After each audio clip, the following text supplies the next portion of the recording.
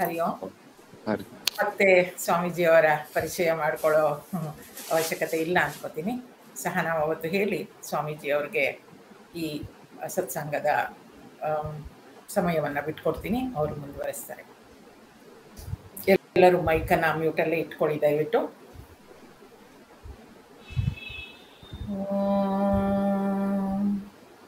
ಸಹನಾವವತು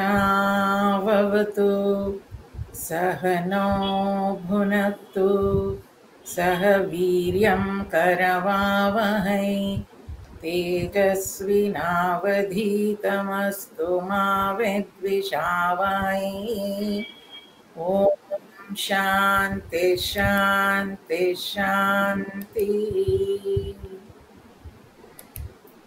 ಗುರು ಬ್ರಹ್ಮ ಗುರು ವಿಷ್ಣು ಗುರುದೇವೋ ಮಹೇಶ್ವರಃ ಗುರು ಸಾಕ್ಷಾತ್ ಪರಬ್ರಹ್ಮ ತಸ್ಮೈ ಶ್ರೀ ಗುರವೇ ನಮಃ. ತಸ್ಮೈ ಶ್ರೀ ಗುರವೇ ನಮಃ. ಹರಿ ಓಂ ಸ್ವಾಮೀಜಿ. ಇವತ್ತಿನ ಸತ್ಸಂಗ ಉಪಾಸನಾ ಮತ್ತು ಧ್ಯಾನದ ಬಗ್ಗೆ ತಾವು ನಡೆಸ್ಕೊಳ್ಬೇಕು ಅಂತ ಎಲ್ಲರ ಪರವಾಗಿ ಪಾದ ಸ್ಪರ್ಶ ನಮಸ್ಕಾರ ಮಾಡಿ ಕೇಳ್ಕೊಳ್ತೇನೆ ಸ್ವಾಮೀಜಿ. ಹರಿ ಓಂ ತಸ್ಯೈ ದಿಶೇ ಸತತಮಂಜಲಿರೇ ಶಾರ್ಯೇ ಪ್ರಕ್ಷಿಪ್ಯತೆ ಮುಖರಿತೋ ಮಧುಪೈರ್ಬುಧೈಶ್ಚ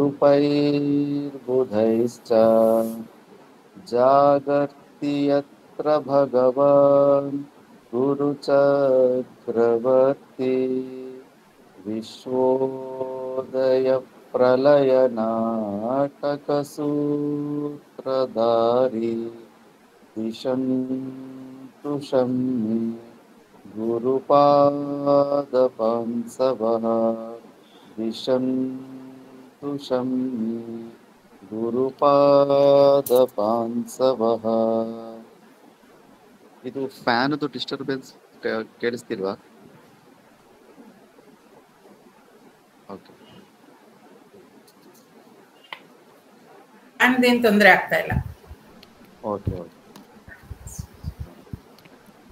ಮೊಟ್ಟ ಮೊದಲನೇದಾಗಿ ಶ್ರೀ ರಾಜರಾಜೇಶ್ವರಿ ದೇವಿಗೆ ಪ್ರಣಾಮ ಮಾಡ್ತು. ಅದೇ ರೀತಿ ನಿಮ್ಮೆಲ್ಲರಿಗೂ ಕೂಡ ನಮೋ ನಾರಾಯಣಾಯ. ನಾವು ಮುಂದಿನ ಕ್ಲಾಸ್ನಲ್ಲಿ ಉಪಾಸನೆ ಅಂದರೆ ಈ ಜೀವನದ ಔಟ್ಲೈನ್ ಬಗ್ಗೆ ಸ್ವಲ್ಪ ವಿಚಾರ ಮಾಡ್ಕೊಂಡ್ವಿ.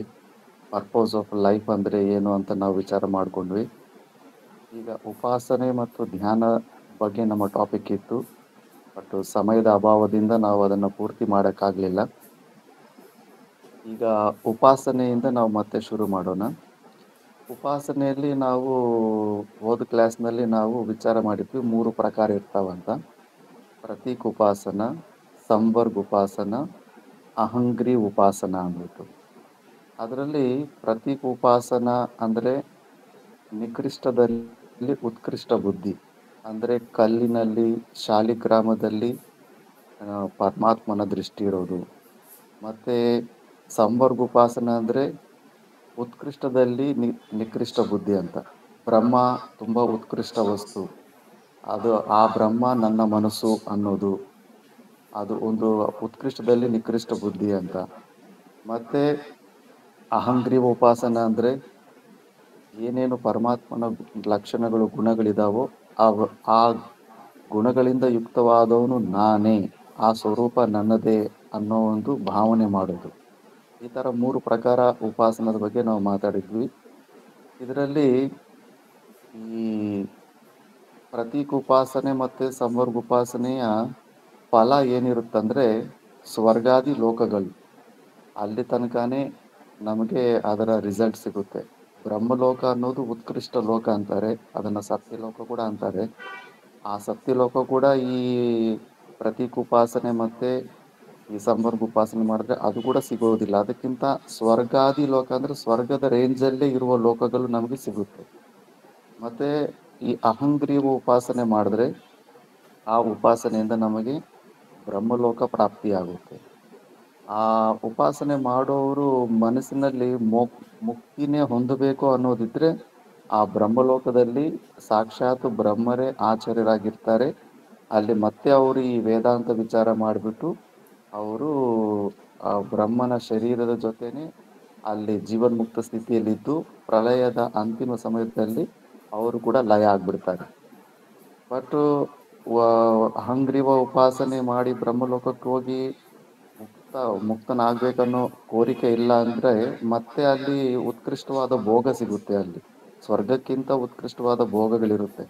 ಆ ಭೋಗಗಳನ್ನೆಲ್ಲ ಅನುಭವಿಸಿದ ಮೇಲೆ ಮತ್ತೆ ಅವರು ಮತ್ತೆ ವಾಪಸ್ ಈ ಭೂಲೋಕಕ್ಕೆ ಬಂದ್ಬಿಡ್ತಾರೆ. ಅದಕ್ಕೆ ಕೃಷ್ಣ ಪರಮಾತ್ಮ ಕೂಡ ಅಂತಿರ್ತಾನೆ, ಆ ಬ್ರಹ್ಮ ಭುವನ ಲೋಕ ಪುನರಾವರ್ತಿನ ಅರ್ಜುನ, ಅಂದ್ರೆ ಬ್ರಹ್ಮಲೋಕದಿಂದ ಹಿಡಿದು ಎಲ್ಲಾ ಲೋಕಗಳು ಎಲ್ಲ ವಾಪಸ್ ಬರೋವೆ ಅಂದ್ಬಿಟ್ಟು. ಈಗ ಈ ಉಪಾಸನೆ ಮತ್ತೆ ನಿಷ್ಕಾಮ ಕರ್ಮದ ಬಗ್ಗೆ ಉಪನಿಷತ್ತಲ್ಲಿ ಯಾಕೆ ಪ್ರತಿಯೊಂದರಲ್ಲೂ ವರ್ಣನೆ ಬರುತ್ತಂದ್ರೆ ಅಲ್ಲಿ ಅಧಿಕಾರ ಭೇದ ಇರುತ್ತೆ. ಯಾಕಂದ್ರೆ ಎಲ್ಲರಿಗೂ ಆ ನಿರ್ಗುಣ ಪರಮಾತ್ಮನ ಆ ಲಕ್ಷಿತ ಮಾಡೋದು ಎಲ್ಲರಿಗೂ ಅದು ಅಷ್ಟು ಸುಲಭ ಅಲ್ಲ. ಅದು ಯಾರಿಗೂ ಅಷ್ಟು ಸ್ಟಾರ್ಟಿಂಗ್ ಅಲ್ಲೇ ಅರ್ಥ ಆಗೋದಿಲ್ಲ. ಈಗ ಸಗುಣ ರೂಪ ಪರಮಾತ್ಮ ಅಂದ್ರೆ ಎಲ್ಲರಿಗೂ ಮೈಂಡ್ ಅನ್ನೋದು, ಬುದ್ಧಿ ಅನ್ನೋದು ಆಬ್ಜೆಕ್ಟಿಫೈ ಮಾಡುತ್ತೆ. ಅದಕ್ಕೆ ಶಮದಮಾದಿ ಷಟ್ಕ ಸಂಪತ್ತಿಯಲ್ಲೂ ಕೂಡ ಶಮ ಮತ್ತೆ ಸಮಾಧಾನ ಈ ಎರಡರಲ್ಲೂ ಒಳ್ಳೆ ಡಿಫರೆನ್ಸ್ ಹೇಳ್ತಾರೆ ವಿವೇಕ ಚೂಡಾಮಣಿಯಲ್ಲಿ. ಶಮ ಅವಸ್ಥೆಯಲ್ಲಿ ಬಹಿರ್ಮುಖವಾದ ಇಂದ್ರಿಯಗಳನ್ನು ನಾವು ಇನ್ವರ್ಟ್ ಮಾಡಿಕೊಂಡು ಒಂದು ಲಕ್ಷ್ಯದಲ್ಲಿ ಫಿಕ್ಸ್ ಮಾಡಬೇಕು. ಯಾವತ್ತು ಮೈಂಡನ್ನ ಡೈರೆಕ್ಟ್ ಆಗಿ ನಲ್ಲಿಫೈ ಮಾಡ್ಬೇಕನ್ನೋ ಪ್ರಯತ್ನದಲ್ಲಿ ಇರಬಾರ್ದು. ಯಾಕಂದ್ರೆ ಅದು ಒಂದೇ ಸತಿ ಮನಸ್ಸನ್ನ ನಿಲ್ಲಿಸೋ ಪ್ರಯತ್ನ ಮಾಡಿದ್ರೆ ಅದು ಸ್ಪ್ರಿಂಗನ್ನ ನಾವು ಹೆಂಗೆ ಪ್ರೆಸ್ ಮಾಡಿಟ್ಕೊಂಡಿರ್ತೀವೋ ಕೈ ಎತ್ತಿದ ತಕ್ಷಣ ಮತ್ತೆ ಅದು ಅಷ್ಟೇ ಫೋರ್ಸಿಂದ ಮತ್ತೆ ಅದು ವಾಪಸ್ ಬಂದ್ಬಿಡುತ್ತೆ. ಅದೇ ತರ ಮನಸ್ಸನ್ನು ನಲ್ಲಿಫೈ ಮಾಡ್ಬೇಕನ್ನೋ ಪ್ರಯತ್ನದಲ್ಲಿ ಹೋದ್ರೆ ಪ್ರಾಣಾಯಾಮಾದಿ ಈ ತರ ಸಾಧನೆಯಿಂದ ಮತ್ತೆ ಅದು ಯಾವತ್ತೊಂದು ದಿವಸ ಒಂದೇ ಸ್ಪೀಡ್ ಆಗಿ ಮತ್ತೆ ಅದು ಬಹಿರ್ಮುಖತೆಯನ್ನು ಹೊಂದುತ್ತೆ. ಅದಕ್ಕೆ ಮನಸ್ಸನ್ನ ಫಸ್ಟು ಚಾನಲೈಸ್ ಮಾಡೋ ಮಾರ್ಗವನ್ನು ನಾವು ನೋಡಬೇಕು. ಒಂದರಿಂದ ತಪ್ಪಿಸಿ ಇನ್ನೊಂದರಲ್ಲಿ ಅದಕ್ಕೆ ಯಾವ್ದಾದ್ರು ಫಿಕ್ಸ್ ಮಾಡಬೇಕು ಮನಸ್ಸು. ಆ ಥರ ಚಾನಲೈಸ್ ಮಾಡಿದ್ರೆ ಮನಸ್ಸಿಗೆ ಯಾವುದೋ ಒಂದು ಆಲಂಬನೆ ಕೊಟ್ಟರೆ ನಾವು ಸೇಫ್ ಆಗಿರ್ತೀವಿ. ಅದಕ್ಕೆ ಈ ವಿಷಯಗಳ ಆಲಂಬನೆಯನ್ನು ಬಿಟ್ಟು ಮನಸ್ಸಿಗೆ ಸಗುಣ ರೂಪ ನಿರ್ಗುಣ ರೂಪ ಲಕ್ಷಿತ ಮಾಡಕ್ಕೆ ಅದಕ್ಕೆ ಅರ್ಥ ಆಗಲ್ಲ ಸ್ಟಾರ್ಟಿಂಗಲ್ಲಿ. ಅಂದರೆ ಸಗುಣ ರೂಪವನ್ನು ನಾವು ಅಲ್ಲಿ ನಮ್ಮ ಮನಸ್ಸನ್ನು ಫಿಕ್ಸ್ ಮಾಡ್ಬೋದು. ಅದು ಶಮ ರೂಪದಲ್ಲಿ ಅದಕ್ಕೆ ಸಗುಣ ಆಗಿರ್ಬೋದು ಲಕ್ಷ್ಯ, ನಿರ್ಗುಣ ಆಗಿರ್ಬೋದು, ಎರಡೂ ಆಗಿರ್ಬೋದಂತ. ಅಲ್ಲಿ ಆ ಮನಸ್ಸನ್ನ ಲಾಲನೆ ಪಾಲನೆ ಕೂಡ ಮಾಡ್ತಿರ್ಬೇಕು. ಒಂದೊಂದ್ಸತಿ ಮನಸ್ಸು ಕೇಳಿದ ಸಣ್ಣ ಸಣ್ಣ ವಿಷಯಗಳು ಅಂದ್ರೆ ಶಾಸ್ತ್ರ ವಿಹಿತವಾದದ್ದು ಏನಾದ್ರು ಕೇಳ್ತಿದೆ ಅಂದ್ರೆ ಅದನ್ನ ಸ್ವಲ್ಪ ಕೊಡ್ತಾ, ಒಂದೊಂದ್ಸತಿ ಅದನ್ನ ನಿಗ್ರಹ ಮಾಡ್ತಾ, ಈ ತರ ಶಮ ಅವಸ್ಥೆಯಲ್ಲಿ ಅದನ್ನು ಕಂಟ್ರೋಲ್ ಮಾಡ್ಕೊಂತ ಇರ್ಬೇಕು. ಬಟ್ ಅದೇ ಶಮದಮ ತಿತಿಕ್ಷಾ ಆದ್ಮೇಲೆ ಲಾಸ್ಟಲ್ಲಿ ಸಮಾಧಾನ ಅಂತ ಬರುತ್ತೆ. ಆ ಸಮಾಧಾನ ಅವಸ್ಥೆಯಲ್ಲಿ ಅಲ್ಲಿ ಸ್ಪಷ್ಟ ರೂಪವಾಗಿ ತಿಳಿಸ್ಬಿಟ್ಟಿದ್ದಾರೆ. ಅಲ್ಲಿ 100% ನಾವು ನಿರ್ಗುಣ ಬ್ರಹ್ಮದಲ್ಲೇ ನಾವು ಬುದ್ಧಿಯಿಂದ ಲಕ್ಷಿತ ಮಾಡಬೇಕು ಅಂತ ಹೇಳ್ಬಿಟ್ಟಿದ್ದಾರೆ. ಯಾಕಂದ್ರೆ ಅಲ್ಲಿ ಭಾಷ್ಯಕಾರ ಶಂಕರಾಚಾರ್ಯ ಭಗವಾನರು ವಿವೇಕ ಚೂಡಾಮಣಿಯಲ್ಲಿ ಮನಸ್ಸು ಅನ್ನೋ ಶಬ್ದವನ್ನು ಅಲ್ಲಿ ಉಪಯೋಗ ಮಾಡಿಸಿಲ್ಲ, ಬುದ್ಧಿ ಅನ್ನೋ ಶಬ್ದನೇ ಅಲ್ಲಿ ಯೂಸ್ ಮಾಡಿದ್ದಾರೆ ಸಮಾಧಾನದಲ್ಲಿ. ಆ ಇಂದ್ರಿಯಗಳನ್ನು ಹೊರಗಡೆಯಿಂದ ಇನ್ನು ಒಳಗಡೆ ಅಂತರ್ಮುಖ ಮಾಡಿಬಿಟ್ಟು ಲಕ್ಷ್ಯನ ನಿರ್ಗುಣ ಪರಮಾತ್ಮವನ್ನು ಲಕ್ಷಿತ ಮಾಡಬೇಕು. ಮತ್ತೆ ಈ ಲಕ್ಷಿತ ಅನ್ನೋದು ಕೂಡ ಸುಮಾರು ಜನಕ್ಕೆ ಇದು ಅರ್ಥ ಆಗುದಿಲ್ಲ. ಅದು ನಾವು ಧ್ಯಾನದ ಕಾನ್ಸೆಪ್ಟ್ ಡಿಸ್ಕಷನ್ ಮಾಡಿದಾಗ ಹೇಗೆ ಪರಮಾತ್ಮನು ನಾವು ಹೇಗೆ ಲಕ್ಷಿತ ಮಾಡೋದು ಅನ್ನೋದು ಕೂಡ ಅಲ್ಲಿ ಸ್ಪಷ್ಟ ಆಗುತ್ತೆ. ಈಗ ಒಂದು ಸಣ್ಣ ಉದಾಹರಣೆ ಕೊಡ್ತೀನಿ. ಯಾವ ತರ ನಮಗೆ ವಸ್ತುವಿನ ಜ್ಞಾನ ಲಕ್ಷ್ಯಾರ್ಥದಿಂದ ಕೂಡ ನಮಗೆ ಜ್ಞಾನ ಆಗುತ್ತೆ ಅಂದ್ಬಿಟ್ಟು. ಈಗ ರಾಮಾಯಣದಲ್ಲೇ ಒಂದು ದೃಷ್ಟಾಂತ ಬರುತ್ತೆ. ವನವಾಸದಲ್ಲಿದ್ದಾಗ ಅತ್ರಿ ಮತ್ತೆ ಅನುಸಿ ಅವರು ಕುಟಿಯ ಹತ್ರ ಹೋಗ್ತಾರೆ, ರಾಮ ಲಕ್ಷ್ಮಣ ಮತ್ತೆ ಸೀತಾದೇವಿ. ಆಗ ಅನುಸೂಯ ದೇವಿಗೆ ಸ್ವಲ್ಪ ಕ್ಯೂರಿಯಾಸಿಟಿ ಇರುತ್ತೆ. ಸೀತಾದೇವಿ ಅನುಸೂಯ ದೇವಿ ಹತ್ರ ಹೋದಾಗ ಇವರಿಬ್ಬರಲ್ಲಿ ನಿನ್ನ ಪತಿ ಯಾರಮ್ಮ ಅಂತ ಕೇಳ್ತಾರೆ. ಆವಾಗ ಸೀತಾದೇವಿ ಆಗಿನ ಕಾಲದಲ್ಲಿ ಗಂಡನ ಹೆಸರು ಹೇಳೋಂಗಿಲ್ಲ, ಬೆರಳೆತ್ತಿ ತೋರ್ಸೋಂಗೂ ಇಲ್ಲ. ಆ ತರ ಸಂಸ್ಕಾರ ನಿಯಮ ಇತ್ತು ಅಲ್ಲಿ. ಅದಕ್ಕೆ ಸೀತಾದೇವಿ ಅಂತಾರೆ, ಈ ಬೆಳ್ಳಗಿದಾರಲ್ಲ ಅವರು ನನ್ನ ಮೈದ ಅಂತಾರೆ. ಅಂದ್ರೆ ಇಷ್ಟರಲ್ಲೇ ಅವ್ರಿಗೆ ಅನುಸೂಯ ಅರ್ಥ ಆಗುತ್ತೆ, ಇನ್ನು ಮಿಕ್ಕಿರೋರು ರಾಮರು ಇವ್ರ ಪತಿ ಅಂತ. ನೋಡಿ, ರಾಮನ ಕಡೆ ಪಾಯಿಂಟ್ ಔಟ್ ಮಾಡ್ದಿರಾ ಕೂಡ ಅಕ್ಕಪಕ್ಕದಲ್ಲಿರೋ ಲಕ್ಷ್ಮಣನನ್ನ ಅಲ್ಲಿ ತೋರಿಸ್ಬಿಟ್ಟು ಶ್ರೀರಾಮನ ಜ್ಞಾನ ಮಾಡಿಸಿದ್ರ ಇಲ್ವಾ ಸೀತಾದೇವಿ? ಈ ತರ ಲಕ್ಷಿತ ಅರ್ಥದಲ್ಲೇ ನಾವು ಪರಮಾತ್ಮನನ್ನ ನಾವು ಕಂಡುಕೊಳ್ತೀವಿ ಬುದ್ಧಿಯಿಂದ. ಡೈರೆಕ್ಟ್ ಆಗಿ ಬುದ್ಧಿಯಿಂದ ನಿರ್ಗುಣ ಪರಮಾತ್ಮನ ನಾವು ಆಬ್ಜೆಕ್ಟಿಫೈ ಮಾಡಕ್ ಆಗೋದಿಲ್ಲ. ಸಗುಣ ರೂಪ ಅನ್ನ ಬೇಕಾದ್ರೆ ಬುದ್ಧಿ ಮನಸ್ಸು ಆಬ್ಜೆಕ್ಟಿಫೈ ಮಾಡುತ್ತೆ. ಬಟ್ ನಿರ್ಗುಣನ ಆಬ್ಜೆಕ್ಟಿಫೈ ಮಾಡಕ್ಕಾಗಲ್ಲ, ಕೇವಲ ಇಂಡಿಕೇಟ್ ಮಾಡುತ್ತೆ ಬುದ್ಧಿಯಿಂದ. ಈ ತರ ನಾವು ಲಕ್ಷ್ಯಾರ್ಥದಿಂದಾನೇ ನಾವು ಪರಮಾತ್ಮನ ತಿಳ್ಕೊಂತೀವಿ. ಸೊ ಈ ತರ ಇದ್ದಾಗ ಈಗ ಈ ಉಪಾಸನೆ ಅನ್ನೋದು ನಮಗೆ ಅವಶ್ಯಕತೆ ಎಲ್ಲಿ ಬರುತ್ತೆ ಅಂದ್ರೆ, ನಾವು ನಿರ್ಗುಣದಲ್ಲಿ ಈ ಲಕ್ಷ್ಯಾರ್ಥದಲ್ಲಿ ನಾವು ಬುದ್ಧಿನ ನಿಲ್ಲಿಸೋದಕ್ಕೆ ಯಾವಾಗ ಸಾಮರ್ಥ್ಯ ಕಡಿಮೆ ಅನ್ಸುತ್ತೋ ಆವಾಗ ನಾವು ಒಂದು ಸ್ಟೆಪ್ ಕೆಳಗಡೆ ಹಿಡಿದು ಸ್ವಲ್ಪ ಯಾವ್ದಾದ್ರು ಒಂದು ಇಷ್ಟ ದೇವತೆಯ ರೂಪನ ನಾವು ನಮಗಿಷ್ಟವಾದ ಇಷ್ಟ ದೇವತೆ ರೂಪನ ನಾವು ಫಿಕ್ಸ್ ಮಾಡ್ಕೋಬೇಕು. ಮತ್ತೆ ಆ ಉಪಾಸನೆಯ ಮಂತ್ರ ಕೂಡ ನಮಗೆ ಗುರು ಪರಂಪರೆಯಿಂದಾನೇ ಬರಬೇಕು. ಗುರು ಮುಖಾಂತರನೇ ನಾವು ಆ ಮಂತ್ರನ ತಗೋಬೇಕು. ಆ ಮಂತ್ರನ ತಗೊಂಡ ಮೇಲೆ ನಮ್ಮ ಇಷ್ಟ ದೇವರನ್ನ ಗುಣಚಿಂತನಂ ಉಪಾಸನ ಅಂತಾರೆ. ಆ ಇಷ್ಟ ದೇವರ ಗುಣಗಳನ್ನು ನಾವು ಚಿಂತನೆ ಮಾಡ್ತಾ ಇದ್ರೆ ಆ ಗುಣಗಳೆಲ್ಲ ನಮ್ಮಲ್ಲಿ ಎಲ್ಲಾನು ಬರ್ಲಿಲ್ಲ ಅಂದ್ರೂ ಮ್ಯಾಕ್ಸಿಮಮ್ ಆ ತರ ಗುಣಗಳೇ ನಮ್ಮಲ್ಲಿ ಉತ್ಪನ್ನ ಆಗ್ತಾ ಇರುತ್ತೆ. ಈಗ ರಾಮಕೃಷ್ಣ ಪರಮಹಂಸರು ಎಂತ ಉಪಾಸನೆ ಮಾಡಿ ಎಂತ ಉತ್ಕೃಷ್ಟ ಸ್ಥಿತಿಗೆ ಹೋಗಿರ್ತಾರಂದ್ರೆ, ಅವರು ಒಂದು ಸತಿ ಎಲ್ಲಾ ಮತಗಳಲ್ಲೂ ಹೋಗಿ ಅಭ್ಯಾಸ ಮಾಡ್ತಾ ಇರ್ತಾರೆ. ಆತರ ಅಭ್ಯಾಸ ಮಾಡ್ತಾ ಇದ್ದಾಗ ಒಂದು ಸತಿ ಸಖಿ ಸಿಸ್ಟಮ್ ಅಂತ ಒಂದು ಬೃಂದಾವನದಲ್ಲಿ ಈಗಲೂ ಪ್ರಸಿದ್ಧವಾಗಿದೆ. ಅಲ್ಲಿ ಪುರುಷರಾಗ್ಲಿ ಸ್ತ್ರೀಯರಾಗ್ಲಿ ನಾನು ಶ್ರೀಕೃಷ್ಣನ ಸಖಿ ಅನ್ನೋ ಭಾವನದಲ್ಲಿ ಅಲ್ಲಿ ಉಪಾಸನೆ ಮಾಡ್ತಾ ಇರ್ತಾರೆ. ಆ ಭಾವನೆಯಲ್ಲಿ ಹೋದಾಗ ಇವರು ಸ್ತ್ರೀಯರ ತರನೇ ಆಲ್ಮೋಸ್ಟ್ ಕನ್ವರ್ಟ್ ಆಗ್ಬಿಟ್ಟಿದ್ರು. ಸ್ವಲ್ಪ ಶರೀರದ ಬದಲಾವಣೆ ಕೂಡ ಸ್ತ್ರೀ ತರನೇ ಆಗ್ಬಿಟ್ಟಿತ್ತು. ಮತ್ತೆ ಒಂದ್ಸತಿ ಹನುಮಂತನ ಉಪಾಸನೆ ಮಾಡ್ತಾ ಮಾಡ್ತಾ ಅವರು ಹಿಂದ್ಗಡೆ ಬ್ಯಾಕ್ ಬೋನ್ ಅಲ್ಲಿ ಒಂದು ಬೋನ್ ಎಕ್ಸ್ಟ್ರಾ ಬೋನ್ ಔಟ್ ಸೈಡ್ ಕೂಡ ಬಂದ್ಬಿಟ್ಟಿತ್ತು, ಹನುಮಂತನ ಬಾಲ ಬಂದಂಗೆ. ಆ ತರ ನಾವು ಯಾವುದೇ ಇಷ್ಟ ದೇವತೆಯನ್ನು ಉಪಾಸನೆ ಮಾಡಿದ್ರೆ ಅದೇ ನಾವು ಆಗ್ಬಿಡ್ತೀವಿ. ಮತ್ತೆ ಉಪಾಸನೆಯ ಫಲ ಹೆಂಗಿನ ಗೊತ್ತಾಗುತ್ತಂದ್ರೆ, ಆ ಇಷ್ಟ ದೇವತಾ ದರ್ಶನ ಆಗುತ್ತೆ. ಆ ಇಷ್ಟ ದೇವತೆಯ ಸ್ವರೂಪವೇ ನಾವಾಗ್ಬಿಡ್ತೀವಿ. ಈಗ ಉಪನಿಷತ್ತಲ್ಲಿ ಒಂದು ದೃಷ್ಟಾಂತ ಬರುತ್ತೆ. ಯಾರೋ ಒಬ್ಬ ಮಂದಬುದ್ಧಿ ಇದ್ದ ವಿದ್ಯಾರ್ಥಿ ಬರ್ತಾನೆ ಗುರುಗಳ ಹತ್ರ. ಅವರು ಉಪದೇಶ ಕೇಳಿದಾಗ ಈ ತರ ಬ್ರಹ್ಮಣ ಉಪದೇಶ, ಈ ತರ ಧ್ಯಾನ ಮಾಡು, ಆ ದೇವರ ರೂಪನ ನೀನು ಧ್ಯಾನ ಮಾಡು ಅಂದ್ರೆ ಅವನಿಗೆ ಇದು ಎಮ್ಮೆ ಕೋಣ ಸಾಕಿರ್ತಾನೆ. ಅವನಿಗೆ ಏನು ಕಣ್ಣು ಮುಚ್ಕೊಂಡ್ರು ಅವನಿಗೆ ಆ ಎಮ್ಮೆ ಕೋಣನೇ ಜ್ಞಾಪಕ ಬರ್ತಾ ಇರುತ್ತೆ. ಅವಂತ ನನಗೆ ಆಗ್ತಾ ಇಲ್ಲ, ನನಗೆ ಆ ಎಮ್ಮೆ ಕೋಣನೇ ಬರ್ತಾ ಇದೆ ಅಂತ. ಆಗ ಗುರುಗಳು ಅವರು ಶಾಸ್ತ್ರ ಓದಿರೋರಲ್ಲ, ಅವ್ರಿಗೆ ಗೊತ್ತು ಉಪಾಸನೆ ಏನಂತ. ನಾವು ಈ ಪ್ರಪಂಚದಲ್ಲಿ ಯಾವುದೇ ರೂಪವನ್ನು ಕೂಡ ನಾವು ಸೆಲೆಕ್ಟ್ ಮಾಡ್ಕೋಬಹುದು.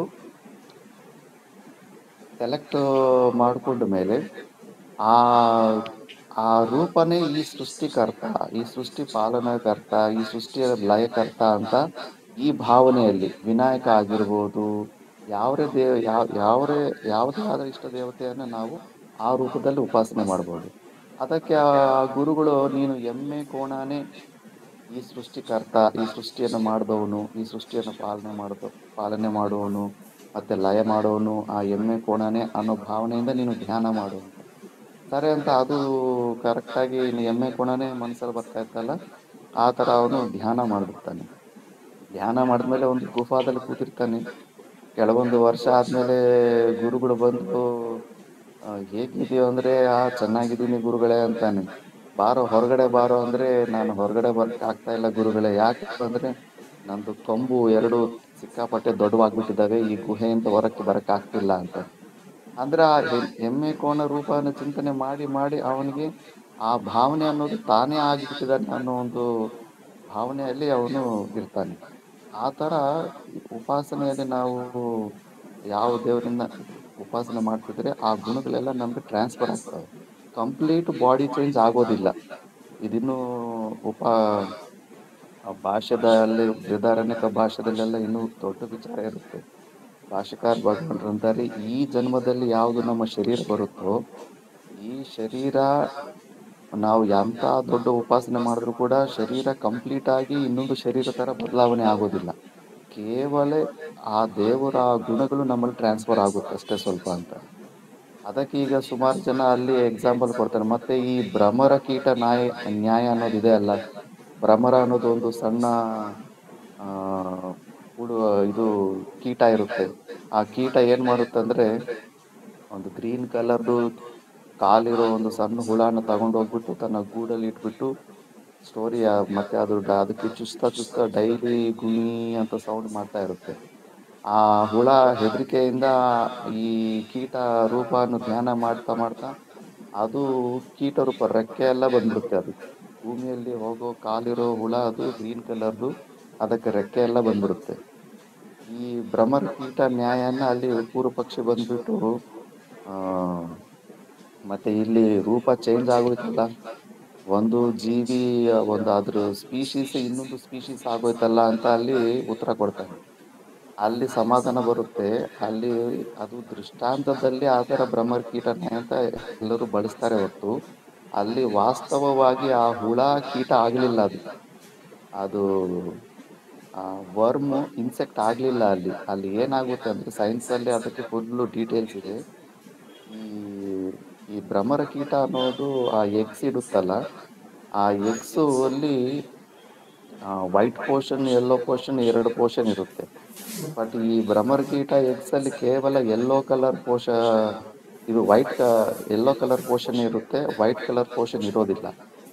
ಅದಕ್ಕೆ ಆ ವೈಟ್ ಕಲರ್ ಪೋರ್ಷನ್ ಇರುತ್ತೆ, ಅದು ಒಳಗಡೆ ಮಗುಗೆ ಅದು ಊಟ ಆಗಿರುತ್ತೆ. ಆ ವೈಟ್ ಕಲರ್ ಪೋರ್ಷನ್ಗೋಸ್ಕರ ಅದು ಆ ಒಂದು ಗ್ರೀನ್ ಕಲರ್ ಹುಳನ ಇಟ್ಕೊಂಡ್ ಬಂದ್ಬಿಟ್ಟು ಆ ಹುಳ ಹೊಟ್ಟೆ ಒಳಗಡೆ ಇದು ಮೊಟ್ಟೆ ಇಡುತ್ತೆ.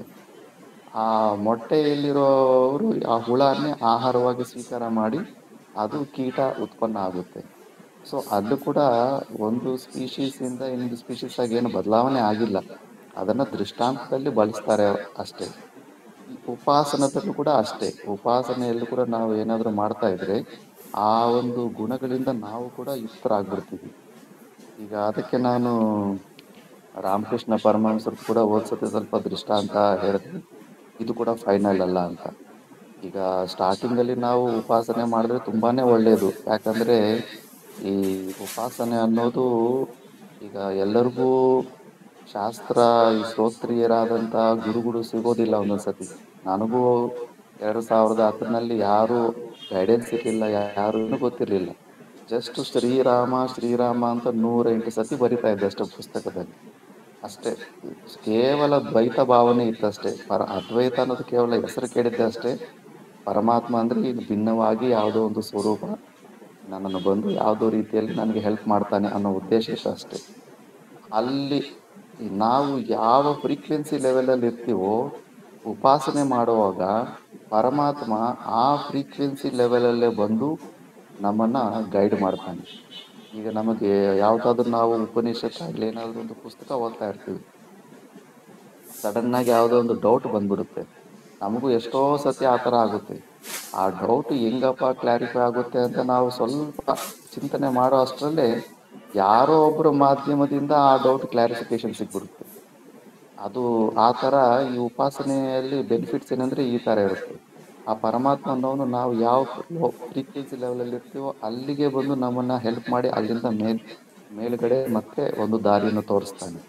ಅದಕ್ಕೆ ಉಪಾಸನೆ ಅನ್ನೋದು ತುಂಬಾ ಅವಶ್ಯಕವಾಗಿರುತ್ತೆ. ಸುಮಾರು ಜನ ಈ ವೇದಾಂತ ವಿಚಾರ ಮಾಡಿದಾಗ, ಯಾಕಂದ್ರೆ ವೇದಾಂತ ವಿಚಾರದಲ್ಲಿ ಉಪಾಸನೆಗೂ ಕರ್ಮಕ್ಕೂ ಯಾವಾಗಲೂ ಇದನ್ನ ಅವಶ್ಯಕತೆ ಇಲ್ಲ ಅಂದ್ಬಿಟ್ಟೆ ಅದನ್ನ ನೆಗೆಟೇ ಮಾಡ್ತಾ ಇರ್ತಾರೆ. ಬಟ್ ಅದನ್ನ ನಾವು ಅದಕ್ಕೆ ಗುರುಗಳ ಮುಖಾಂತರ ಓದ್ಬೇಕಂದ್ಬಿಟ್ಟು ಅತ್ಯಂತ ತುಚ್ಛ ಅನ್ನೋ ಬುದ್ಧಿ ತಗೋಬಾರ್ದು ನಿಷ್ಕಾಮ ಕರ್ಮದ ಮೇಲೆ ಮತ್ತು ಉಪಾಸನದ ಮೇಲೆ. ಅದು ಉತ್ತಮ ಅಧಿಕಾರಿಗೋಸ್ಕರ ಅದು ಜ್ಞಾನ ಮಾರ್ಗ. ಅದು ಆ ಥರ ಫೈನಲ್ ಅಲ್ಲಿ ಆ ಥರ ಇದನ್ನು ಕೂಡ ನಾವು ನೆಗೆಟ್ ಮಾಡ್ಬೇಕಂತ ಅಂತಾರೆ. ಬಟ್ ಅಂತಃಕರಣ ಶುದ್ಧಿ ಬರೋ ತನಕ ಉಪಾಸನೆ ಅನ್ನೋದು ನಮಗೆ ತುಂಬಾನೇ ಅವಶ್ಯಕತೆ ಇರುತ್ತೆ ಅದು. ಅದಕ್ಕೆ ನಾವು ಉಪಾಸನೆಯನ್ನ ನಮ್ಮ ಯೋಗ್ಯತೆ ಅನುಸಾರ, ಒಂದು ವೇಳೆ ಶಾಸ್ತ್ರದ ಮಾತು ಡೈರೆಕ್ಟ್ ಆಗಿ ಜೀರ್ಣ ಆಗ್ತಿದೆ, ನಿರ್ಗುಣ ಪರಮಾತ್ಮ ಅನ್ನ ಬುದ್ಧಿಯಿಂದ ಬ್ರಹ್ಮಾಕಾರ ವೃತ್ತಿ ಮಾಡುವಷ್ಟು ಸಾಮರ್ಥ್ಯ ಬಂದಿದೆ ಅಂದ್ರೆ ಡೈರೆಕ್ಟ್ ಆಗಿ ನಾವು ಆ ಬ್ರಹ್ಮಾಕಾರ ವೃತ್ತಿಯಿಂದ ನಾವು ಅದನ್ನು ಮಾಡೋದು ಉತ್ತಮ. ಆ ಬ್ರಹ್ಮಾಕಾರ ವೃತ್ತಿ ಅಂದ್ರೂ ಕೂಡ ನಾನು ಸ್ವಲ್ಪ ವಿಚಾರ ಮಾಡೋಣ. ಈಗ ಈ ಬ್ರಹ್ಮಾಕಾರ ವೃತ್ತಿನ ಎಕ್ಸ್ಪ್ಲೇನ್ ಮಾಡಕ್ಕೆ ಒಂದು ಎಕ್ಸಾಂಪಲ್ ನಾವು ನೋಡಬೇಕು. ಈಗ ನಾವು ಸಣ್ಣ ವಯಸ್ಸಿನಲ್ಲಾಗ್ಲಿ ಯಾವತ್ತೇ ಆಗ್ಲಿ ಸನ್ ರೇಸ್ ಅಲ್ಲಿ ನಿಂತ್ಕೊಂಡು ಒಂದು ಮಿರರ್ ಅನ್ನು ತಗೊಂಡು ನಾವು ಅಂಧಕಾರದ ಕಡೆ ತಿರುಗಿಸಿದಾಗ ಆ ಆ ರಿಫ್ಲೆಕ್ಷನ್ ಅನ್ನೋದು ಅಂಧಕಾರದ ಕಡೆ ಇರೋ ರೂಮ್ ಆಗ್ಲಿ ಆ ಕಡೆ ಹೋಗುತ್ತೆ. ಅದು ಆ ಅಂಧಕಾರ ಹೋದಾಗ ಆ ಅಂಧಕಾರದಲ್ಲಿದ್ದ ವಸ್ತುಗಳ ಜ್ಞಾನ ಕೂಡ ನಮ್ಗೆ ಆಗುತ್ತೆ. ಅದನ್ನ ಈ ಶಾಸ್ತ್ರದಲ್ಲಿ ವೃತ್ತಿ ವ್ಯಾಪ್ತಿ ಫಲವ್ಯಾಪ್ತಿ ಅಂತಾರೆ. ಅಂದ್ರೆ ಆ ಸೂರ್ಯನ ರಿಫ್ಲೆಕ್ಷನ್ ಮಿರರ್ ಇಂದ ನಾವು ಅಂಧಕಾರದ ಕಡೆ ನಾವು ಸಣ್ಣ ವಯಸ್ಸಿನಲ್ಲಿ ಆಟ ಆಡ್ತಿದ್ವಿ.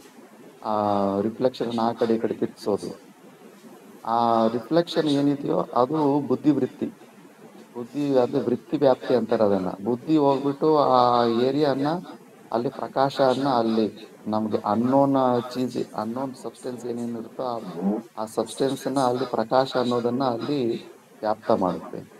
ಮತ್ತೆ ನಮ್ಗೆ ಅಲ್ಲಿ ಅದು ಪ್ರಕಾಶ ಬಂದ ಮೇಲೆ ಅಲ್ಲಿ ನಮಗೆ ಆ ಜ್ಞಾನ ಇಲ್ಲದೆ ಇರುವಂತ ವಸ್ತುಗಳ ಜ್ಞಾನ ಆಗುತ್ತೆ ಅಲ್ಲಿ ಹೊಸದಾಗಿ. ಅದನ್ನ ಫಲ ವ್ಯಾಪ್ತಿ ಅಂತಾರೆ.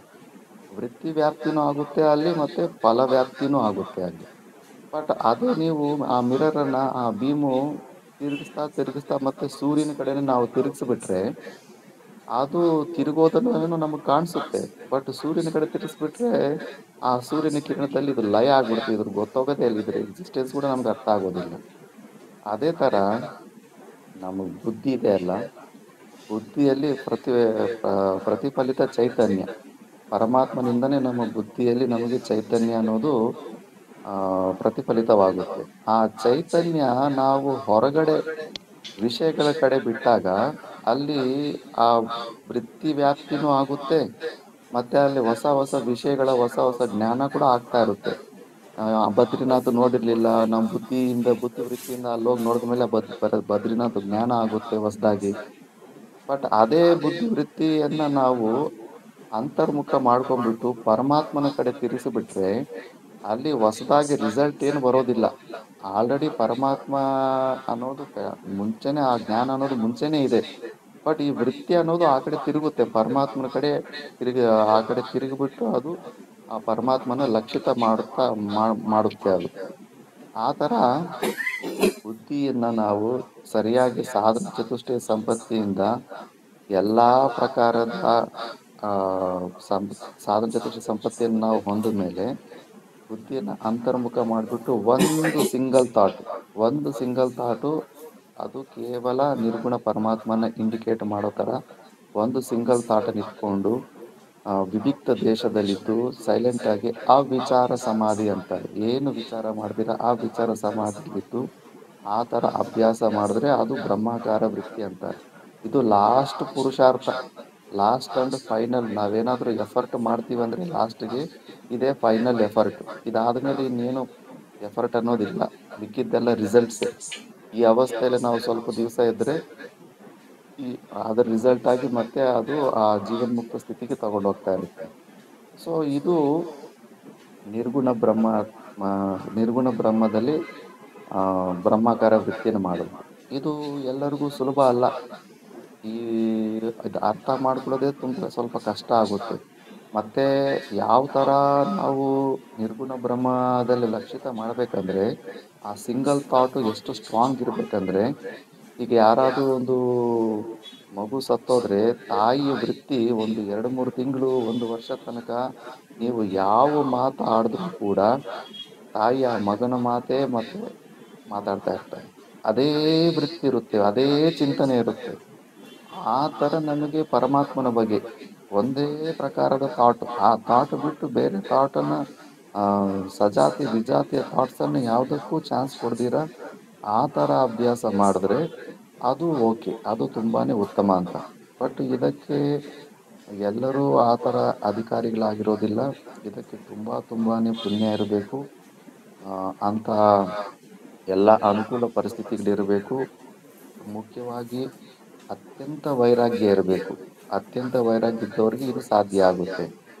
ಈಗ ಅದು ಆಗಲಿಲ್ಲ ಅಂತ ಪರಿಸ್ಥಿತಿಯಲ್ಲಿ ಮತ್ತೆ ಕೇವಲ ಶಾಸ್ತ್ರ ಓದ್ಬಿಟ್ಟು ಈ ಜಗತ್ತೆಲ್ಲ ಮಿಥ್ಯ, ನಾ ಜೀವ ಅನ್ನೋದೇ ಬ್ರಹ್ಮ, ಇನ್ನ ಇದೇ ಸತ್ಯ ಅಂತ ಒಂದು ಇನ್ಫಾರ್ಮೇಶನ್ ತಗೊಂಡ್ಬಿಟ್ಟು ಸುಮಾರು ಜನ ಜ್ಞಾನಾಭಾಸೇನ ಸಂತುಷ್ಟ ಅಂತಾರೆ. ಜ್ಞಾನ ಆಗೇ ಇಲ್ಲ, ಜ್ಞಾನ ಆಗಿದೆ ಅಂತ ಸಂತುಷ್ಟಿಯಲ್ಲಿ ಇದ್ಬಿಡ್ತಾರೆ.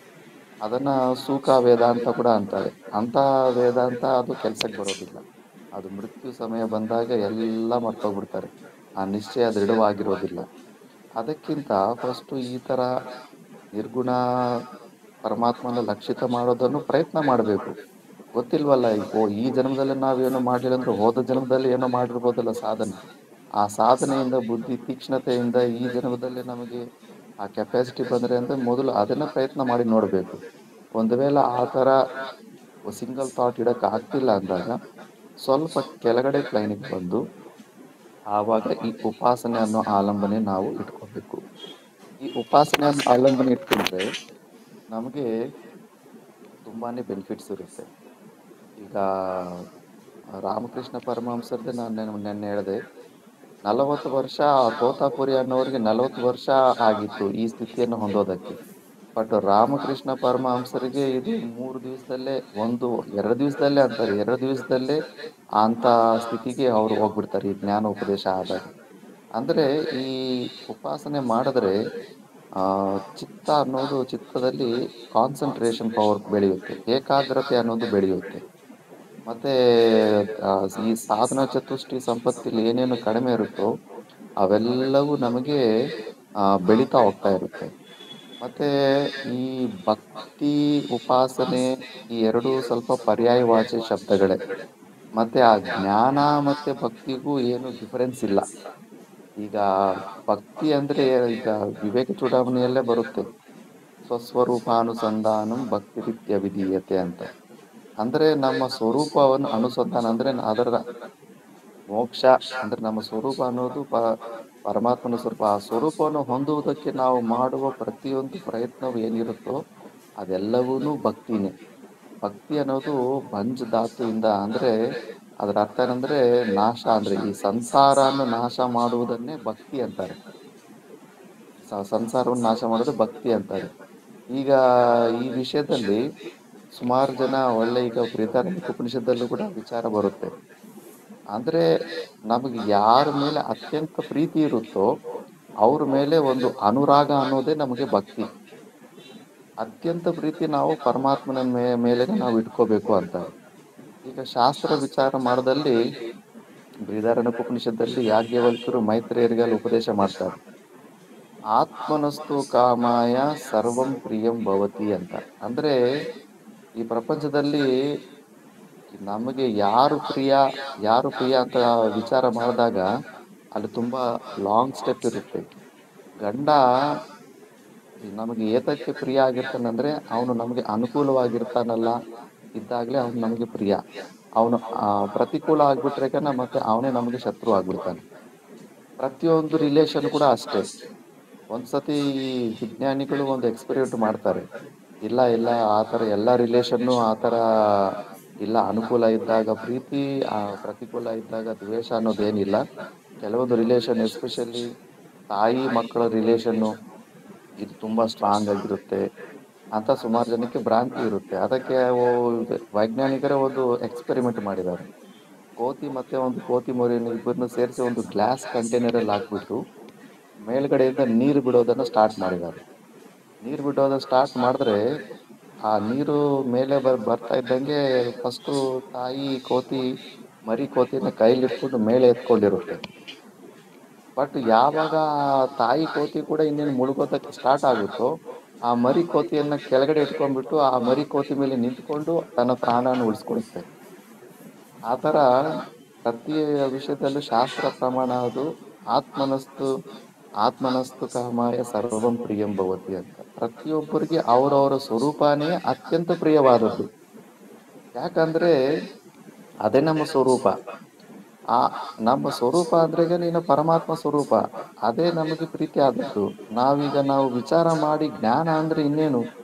ನಮ್ಮ ಸ್ವರೂಪದಲ್ಲೇ ನಾವು ನಮ್ಮ ಆ ಸ್ಥಿತಿಯನ್ನ ನಾವು ಆ ಸ್ಥಿತಿಯಿಂದ ಹೊರಗಡೆ ಬಂದಿದ್ದೀವಿ. ನಮ್ಮ ಆ ಸ್ಥಿತಿಗೆ ವಾಪಸ್ ಹೋಗುವುದೇ ಈ ಜ್ಞಾನ ಮಾಡೋ ಕೆಲಸ. ಅದಕ್ಕೆ ಅತ್ಯಂತ ಪ್ರೀತಿ ನಾವು ನಮ್ಮಲ್ಲಿರೋ ಆ ಪರಮಾತ್ಮ ಸ್ವರೂಪವನ್ನೇ ನಾವು ಪ್ರೀತಿ ಮಾಡ್ತೀವಿ. ಭಕ್ತಿ ಅಂದ್ರೆ ಅದಕ್ಕೆ ಜ್ಞಾನ ಮತ್ತೆ ಭಕ್ತಿ ಈ ತರ ಬೇರೆ ಬೇರೆ ಅಲ್ಲ. ಎಲ್ಲರೂ ಆ ಪರಮಾತ್ಮನ ಇನ್ನು ನಾವು ನಮಗೆ ಶರೀರಕ್ಕಿಂತ ಭಿನ್ನವಾಗಿ ನೋಡ್ತಿದ್ದಾಗ ಅಲ್ಲಿ ಬೇಕಾದ್ರೂ ಶ್ರದ್ಧೆ ಅನ್ನೋದು ಸ್ವಲ್ಪ ದಿವಸ ಇರ್ಬೋದು, ಸ್ವಲ್ಪ ದಿವಸ ಆ ಶ್ರದ್ಧೆ ಅನ್ನೋದು ಮತ್ತೆ ಹೊಡೆದೋಗೋ ಚಾನ್ಸಸ್ ಇರುತ್ತೆ. ಸುಮಾರು ಜನ ನೋಡ್ತಿರ್ತೀವಿ ಲೋಕದಲ್ಲಿ, ಯಾವುದೋ ಒಂದು ಪರಮಾತ್ಮನ ಗುಡಿಗೆ ಹೋಗ್ತಾ ಇರ್ತಾರೆ. ಅವ್ರಿಗೇನಾದ್ರು ಒಳ್ಳೆ ಕೆಲಸ ಆಯ್ತಂದ್ರೆ ಮತ್ತೆ ಆ ಗುಡಿಗೆ ಹಂಗೆ ಹೋಗ್ತಾ ಇರ್ತಾರೆ. ಮತ್ತೆ ಯಾವ್ದಾದ್ರು ಕೆಲಸ ಸರಿಯಾಗಿ ಆಗ್ಲಿಲ್ಲ ಅಂದ್ರೆ ಆ ದೇವ್ರನ್ನ ಬಿಟ್ಟು ಇನ್ನೊಂದು ಬೇರೆ ಗುಡಿಗೆ ಹೋಗ್ತಾ ಇರ್ತಾರೆ. ಆ ತರ ನಾವು ಶಿಫ್ಟ್ ಆಗೋದು ನೋಡ್ತಾ ಇರ್ತೀವಿ. ಅಂದ್ರೆ ಅನುಕೂಲ ಪ್ರತಿಕೂಲ ಪರಿಸ್ಥಿತಿಯನ್ನು ನೋಡ್ಬಿಟ್ಟು ನಾವು ಪ್ರಿಯತ್ವ ಹೊರಗಡೆ ಡಿಸೈಡ್ ಆಗುತ್ತೆ. ಬಟ್ ನಮ್ಮ ಸ್ವರೂಪ ಅನ್ನೋದು ಮಾತ್ರ ನಮ್ಗೆ ಯಾವಾಗ್ಲೂ ಅತ್ಯಂತ ಪ್ರಿಯ. ಈ ಪ್ರಪಂಚದಲ್ಲಿ ನಮ್ಮ ಸ್ವರೂಪಕ್ಕಿಂತ ಪ್ರಿಯವಾದದ್ದು ಇನ್ನೊಂದು ವಸ್ತು ಇಲ್ವೇ ಇಲ್ಲ. ಆ ಸ್ವರೂಪವನ್ನೇ ಹೊಂದುವ ಪ್ರಯತ್ನದಲ್ಲಿ ಜ್ಞಾನ ಕೂಡ, ವಿಚಾರ ಕೂಡ ಅಲ್ಲಿಗೆ ಸೇರಿಸುತ್ತೆ. ಅದನ್ನೇ ಭಕ್ತಿ ಅಂತ ಈ ವೇದಾಂತ ಶಾಸ್ತ್ರದಲ್ಲಿ ಅಂತಾರೆ. ಅದೇ ಈಗ ಈ ತರ ಉಪಾಸನೆ ಅನ್ನೋದು ಆ ಅಂತಃಕರಣ ಶುದ್ಧಿ ತನಕ ನಮ್ಗೆ ಅದು ಉಪಯೋಗ ಆಗುತ್ತೆ. ಆದ್ರಿಂದ ನಮಗೆ ಈ ಬ್ರಹ್ಮಾಕಾರ ವೃತ್ತಿಯನ್ನು ಮಾಡುವಷ್ಟು ಯೋಗ್ಯತೆ ಇಲ್ಲದೆ ಇದ್ದಾಗ ಉಪಾಸನೆ ಮಾಡ್ತಾ ಇರಬೇಕು. ಉಪಾಸನೆ ಮತ್ತೆ ನಿಷ್ಕಾಮ ಕರ್ಮಯೋಗ ಎಲ್ಲ ಒಟ್ಟಿಗೆ ಮಾಡ್ತಿರ್ಬೇಕು. ಅದು ಇನ್ನೂ ಜಾಸ್ತಿ ರಿಸಲ್ಟ್ಸ್ ಇನ್ನೂ ಚೆನ್ನಾಗಿರುತ್ತೆ. ಅದು ಒಟ್ಟಿಗೆ ಮಾಡಿದಾಗ, ಇಂಡಿವಿಜುವಲ್ ಮಾಡಿದಾಗ ರಿಸಲ್ಟ್ಸ್ ಫಲಗಳು ಕಡಿಮೆ ಇರುತ್ತೆ. ನಿಷ್ಕಾಮ ಕರ್ಮಯೋಗ ಮತ್ತು ಉಪಾಸನೆ ಎರಡು ಒಟ್ಟಿಗೆ ಮಾಡಿದ್ರೆ ಬ್ರಹ್ಮಲೋಕ ಪ್ರಾಪ್ತಿ ಕೂಡ ಉಪನಿಷತ್ತಲ್ಲಿ ಅದು ಕಥನ ಬರುತ್ತೆ ಅದ್ರ ಬಗ್ಗೆ. ಸೊ ಈ ತರ ಉಪಾಸನೆ ಮಾಡ್ತಾ ಇರಬೇಕು. ಮತ್ತೆ ನೆಕ್ಸ್ಟ್ ಧ್ಯಾನ. ಧ್ಯಾನ ಅಂದ್ರೆ ಏನು ಅಂದ್ರೆ ಧ್ಯೇಯೇಕ ಗೋಚರಂ ಧ್ಯಾನಂ ಅಂತಾರೆ. ಧ್ಯೇಯ ಅಂದ್ರೆ ನಮ್ಮ ಟಾರ್ಗೆಟ್ ಏನಿದೆ, ಲಕ್ಷ್ಯ. ಆ ಲಕ್ಷ್ಯದ ಅದರ ಒಂದರ ಚಿಂತನೆ ಮಾಡುವುದೇ ಧ್ಯಾನ ಅಂತಾರೆ. ಧ್ಯಾನದಲ್ಲಿ ಧ್ಯೇಯ ಏನು ಅಂತ ನಾವು ಫಸ್ಟ್ ಫಿಕ್ಸ್ ಮಾಡ್ಕೋಬೇಕು.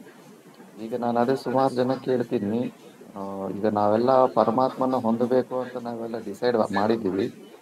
ಬಟ್ ಪರಮಾತ್ಮ ಅನ್ನ ಲಕ್ಷ್ಯ ಮಾಡ್ಕೊಂಡಿದ್ವಿ. ಪರಮಾತ್ಮನ ಲಕ್ಷಣ ಏನು, ಯಾವ ತರ ಬುದ್ಧಿಯಲ್ಲಿ ಹೆಂಗೆ ಕ್ಯಾಪ್ಚರ್ ಮಾಡ್ತೀವಿ ಪರಮಾತ್ಮ ಅನ್ನೋದು ಸುಮಾರು ಜನಕ್ಕೆ ಇದು ಇಲ್ಲೇ ಸ್ವಲ್ಪ ವಿಚಾರ ಕಡಿಮೆ ಮಾಡ್ತಾರೆ. ಧ್ಯಾನ ಅಂದ್ರೆಗನ ಅಲ್ಲೂ ಕೂಡ ಯಾವುದೊಂದು ಸಗುಣ ರೂಪನ ಇಟ್ಕೊಂಡು ಅದು ಕೂಡ ಒಳ್ಳೇದು. ಸಗುಣ ರೂಪ ಅನ್ನೋ ಧ್ಯೇಯ ಇಟ್ಕೊಂಡು ಚಿಂತನೆ ಮಾಡೋದು ಕೂಡ ಧ್ಯಾನ ಮಾಡ್ಬೋದು. ಧ್ಯಾನದಲ್ಲಿ ಈ ಕೇವಲ ಧ್ಯೇಯದ ಒಂದೇ ಚಿಂತನೆ, ಧ್ಯೇಯದ ಬಗ್ಗೆ ಒಳ್ಳೆ ನಾಲೆಡ್ಜ್ ತಗೊಂಡು ಅದ್ರ ಬಗ್ಗೆ ಕೇವಲ ಮೈಂಡು ಫಿಕ್ಸ್ ಮಾಡ್ತಾರೆ. ಅಲ್ಲಿ ಜಾಸ್ತಿ ಗುಣಗಳ ಚಿಂತನೆಗಳು ಜಾಸ್ತಿ ಮಾಡೋದಿಲ್ಲ.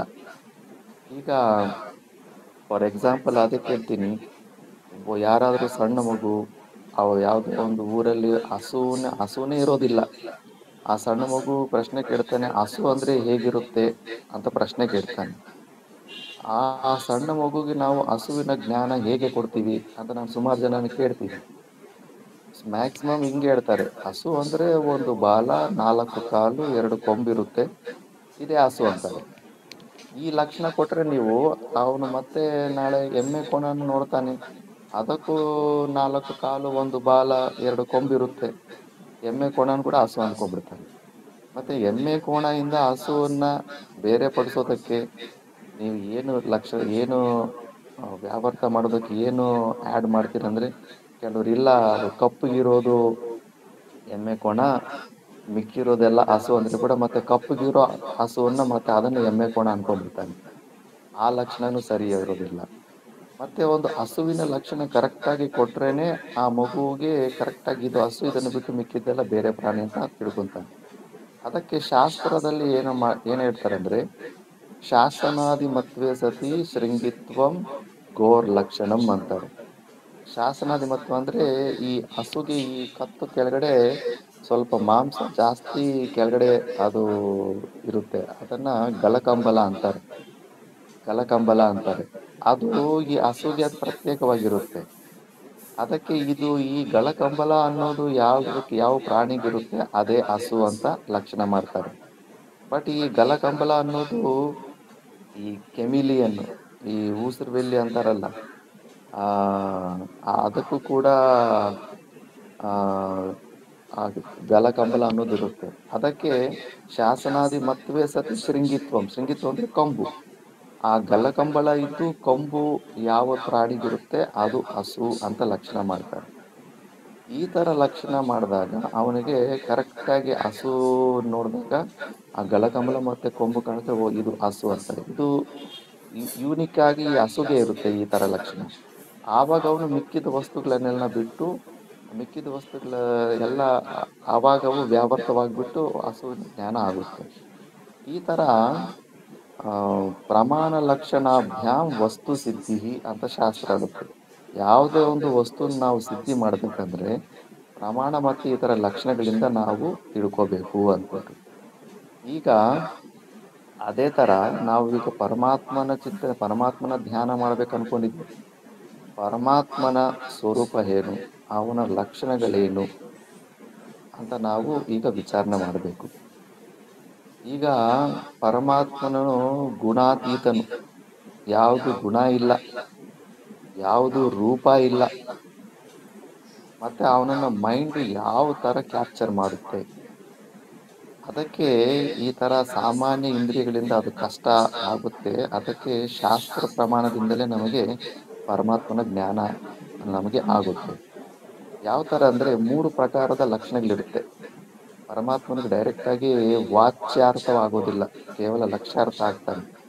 ಸ್ವರೂಪ ಲಕ್ಷಣ, ತಟಸ್ಥ ಲಕ್ಷಣ, ವ್ಯಾವರ್ತ ಲಕ್ಷಣ ಅಂತ 3 ಪ್ರಕಾರದ ಲಕ್ಷಣಗಳು ನಮಗೆ ಉಪನಿಷತ್ತಲ್ಲಿ ಅಲ್ಲಿ ಇಲ್ಲಿ ನಮಗೆ ಕಾಣಿಸ್ಕೊಡುತ್ತೆ.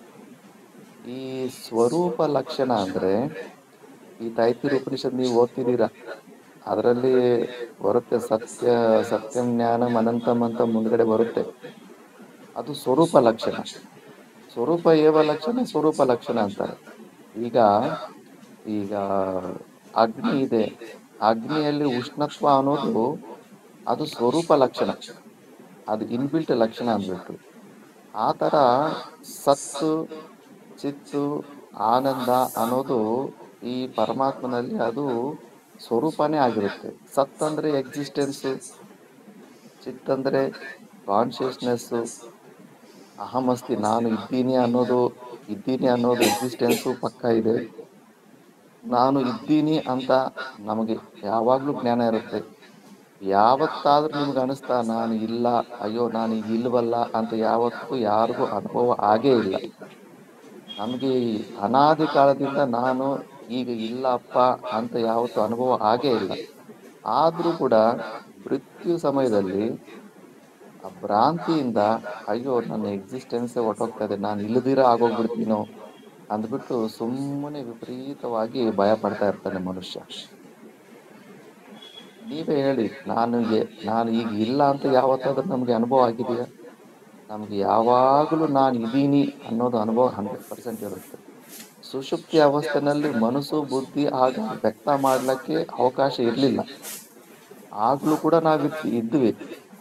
ನಾವು ಅಲ್ಲಿ ಆಗ ಇದ್ದಿದ್ದಕ್ಕೆ ನಮಗೆ ಸ್ವಪ್ನದ ಅಭಾವ, ಸ್ವಪ್ನ ಇಲ್ಲದೆ ಇರುವುದನ್ನು ನಮಗೆ ಅಲ್ಲಿ ಸಾಕ್ಷಿಯಾಗಿ ನಾವು ನೋಡಿದ್ವಿ. ಅದಕ್ಕೆ ಎದ್ದ ಮೇಲೆ ಅಂತೀವಿ ನಾನು ಚೆನ್ನಾಗಿ ಮಡ್ಕೊಂಡಿದ್ದಪ್ಪ, ನನಗೆ ಯಾವುದು ಸ್ವಪ್ನನೇ ಬಂದಿಲ್ಲ ಅಂತ. ಸ್ವಪ್ನ ಬಂದಿಲ್ಲ ಅಂತ ಹೇಳೋದಕ್ಕೆ ಅಲ್ಲಿ ಯಾರಾದ್ರೂ ಇಬ್ಬರು ಇರ್ಬೇಕಲ್ಲ. ಅಲ್ಲೂ ಕೂಡ ನಾವು ಇದ್ವಿ. ಅದು ಪ್ರತ್ಯಭಿಜ್ಞಾ ಅಂತ ಸ್ಮರಣ ಮಾಡಿದ್ಮೇಲೆ ನಮ್ಗೆ ಗೊತ್ತಾಗುತ್ತೆ. ಸುಷುಪ್ತಿಯಲ್ಲೂ ಕೂಡ ನಾವು ಇದ್ವಿ. ನಾವು ಯಾವಾಗ್ಲೂ ಕಂಟಿನ್ಯೂಸ್ ಆಗಿ ಇದೀವಿ. ಆ ತರ ನಾವು ಕಾನ್ಶಿಯಸ್, ನಾವಿರೋ ಇದೀವಿ ಅನ್ನೋ ಜ್ಞಾನ ನಮಗಿದೆ. ಮತ್ತೆ ಈ ಆನಂದತ್ವ ಅನ್ನೋದು ನಮಗೆ ಜಾಗ್ರತ್ ಸ್ವಪ್ನ ಸುಷುಪ್ತಿಯಲ್ಲಿ ಅದು ಸಿಗೋದಿಲ್ಲ. ಈ ಆನಂದತ್ವ ಅನ್ನೋದು ವ್ಯಕ್ತ ಆಗಬೇಕಂದ್ರೆ ಮನಸ್ಸು ಬುದ್ಧಿಯಿಂದ ಕಂಪ್ಲೀಟ್ ಉಪಾಧಿಯಿಂದ ಏನೇನಿರುತ್ತೋ ಆ ಉಪಾಧಿಯಿಂದ ನಾವು ಡಿಸ್ಕನೆಕ್ಟ್ ಆಗಬೇಕು. ಆ ಡಿಸ್ಕನೆಕ್ಟ್ ಆದ್ಮೇಲೆನೆ ನಮ್ಮಲ್ಲಿರೋ ಆನಂದತ್ವ ವ್ಯಕ್ತ ಆಗುತ್ತೆ. ಇಲ್ಲ ಅಂದ್ರೆ ಜಾಗ್ರತ್ ಸ್ವಪ್ನದಲ್ಲಿ ಪ್ರಿಯ ಮೋದ ಪ್ರಮೋದ ಅನ್ನೋ ವೃತ್ತಿಗಳಿಂದ ಒಂದೊಂದ್ಸತಿ ಸ್ವಲ್ಪ ಆನಂದ ಅವಸ್ಥೆ ಸ್ವಲ್ಪ ವ್ಯಕ್ತ ಆಗ್ತಾ ಇರುತ್ತೆ. ಕಂಪ್ಲೀಟ್ ಆನಂದತ್ವ ವ್ಯಕ್ತ ಆಗ್ಬೇಕಂದ್ರೆ ಈ ಮನಸ್ಸು ಬುದ್ಧಿಯಿಂದ ನಾವು ವಿಯೋಗ ಆಗ್ಬೇಕು. ಅದು ಸುಷುಪ್ತಿಯಲ್ಲಿ ಸಿಗುತ್ತೆ ನಮಗೆ. ಈ ತರ ನಮ್ಮ ಸ್ವರೂಪದ ಲಕ್ಷಣದಿಂದ ಜಾಗ್ರತ್ ಸ್ವಪ್ನ ಸುಷುಪ್ತಿಯಲ್ಲಿ ಯಾವುದು ನಿತ್ಯವಾಗಿರುತ್ತೋ, ಈಗ ಮನೀಷಾ ಪಂಚಕಮಲ್ಲಿ ಫಸ್ಟ್ ಶ್ಲೋಕದಲ್ಲಿ ಈ ತರ ಹೇಳ್ಬಿಡ್ತಾರೆ.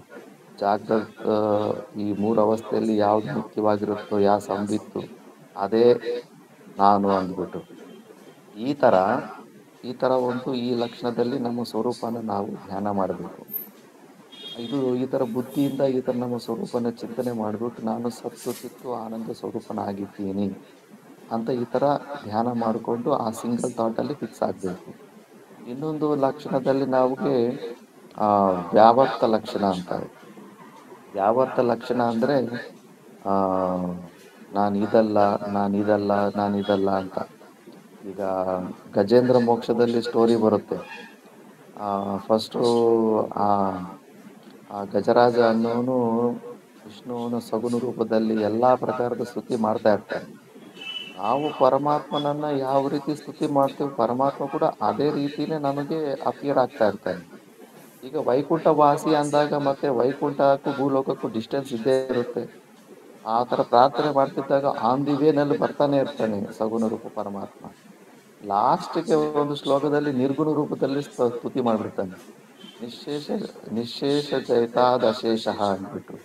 ಅಂದ್ರೆ ಎಲ್ಲವನ್ನು ನೇತಿ ನೇತಿ ಇದಲ್ಲ ಇದಲ್ಲ ಇದಲ್ಲ ಅಂತ ಅಂದ ಮೇಲೆ ಯಾವುದು ಶೇಷವಾಗಿ ಉಳ್ಕೊಂಡ್ಬಿಡುತ್ತೋ ಅದೇ ನಿನ್ನ ಸ್ವರೂಪ ಪರಮಾತ್ಮ ಅಂದಾಗ ಅಲ್ಲೇ ಇಮಿಡಿಯೇಟ್ ಆಗಿ ಪ್ರತ್ಯಕ್ಷ ಆಗ್ಬಿಡ್ತಾನೆ ಪರಮಾತ್ಮ. ಸರ್ವ ವ್ಯಾಪಕ ತತ್ವದಿಂದ ನಾವು ಸ್ತುತಿ ಮಾಡಿದಾಗ ಆ ರೂಪದಲ್ಲೇ ನಮಗೆ ಪ್ರಕಟ ಆಗಿ ಇಮಿಡಿಯೇಟ್ ಆಗಿ ಸುದರ್ಶನ ಚಕ್ರನ ಬಿಟ್ಟು ಗಜೇಂದ್ರನಿಗೆ ಮುಕ್ತಿಯನ್ನ ಕೊಡ್ತಾನೆ ಅಲ್ಲಿ.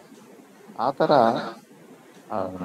ಬೃಹದಾರಣ್ಯಕೋಪನಿಷತ್ತಲ್ಲೇ 4 ಸತಿ ಬರುತ್ತೆ ನೇತಿ ನೇತಿ ಅನ್ನೋ ಒಂದು ವಾಕ್ಯ. ಇದು ಪರಮಾತ್ಮ ಇದಾಗಿರಕ್ಕೆ ಸಾಧ್ಯ ಇಲ್ಲ, ಈ ಪ್ರಪಂಚ ಆಗಿರಕ್ಕೆ ಸಾಧ್ಯವಿಲ್ಲ, ಯಾಕಂದ್ರೆ ಈ ಪ್ರಪಂಚನ ಪ್ರಳಯ ಕಾಲದಲ್ಲಿ ಇಳಿದಿರಾಗೋಗ್ಬಿಡುತ್ತೆ. ಪರಮಾತ್ಮನವನು ನಿತ್ಯನು, ತ್ರಿಕಾಲ ಅಬಾಧ್ಯನು ಅಂದ್ಬಿಟ್ಟು ಇದೆಲ್ಲ ಇದೆಲ್ಲ ಇದೆಲ್ಲ ಅಂತ ಲಾಸ್ಟ್ಗೆ ಯಾವುದೋ ಒಂದು ಮಿಕ್ಕಿದ್ದು ಏನಂದ್ರೆ ಸಾಕ್ಷಿ ರೂಪದಲ್ಲಿ ಯಾವ್ದು ಮಿಕ್ಕುತ್ತೋ ಅದೇ ಪರಮಾತ್ಮ ಅನ್ನೋದು. ಈ ತರ ಒಂದು ವ್ಯಾವರ್ತ ಲಕ್ಷಣ ಅಂತಾರೆ. ವ್ಯಾವರ್ತ ಲಕ್ಷಣದಲ್ಲಿ ನಾವು ಪರಮಾತ್ಮನ ಬಗ್ಗೆ ಚಿಂತನೆ ಮಾಡಿಬಿಟ್ಟು ಧ್ಯಾನದಲ್ಲಿ ಅದೇ ತರ ವೃತ್ತಿಯನ್ನು ನಾವು ಮಾಡ್ಕೋಬೇಕು.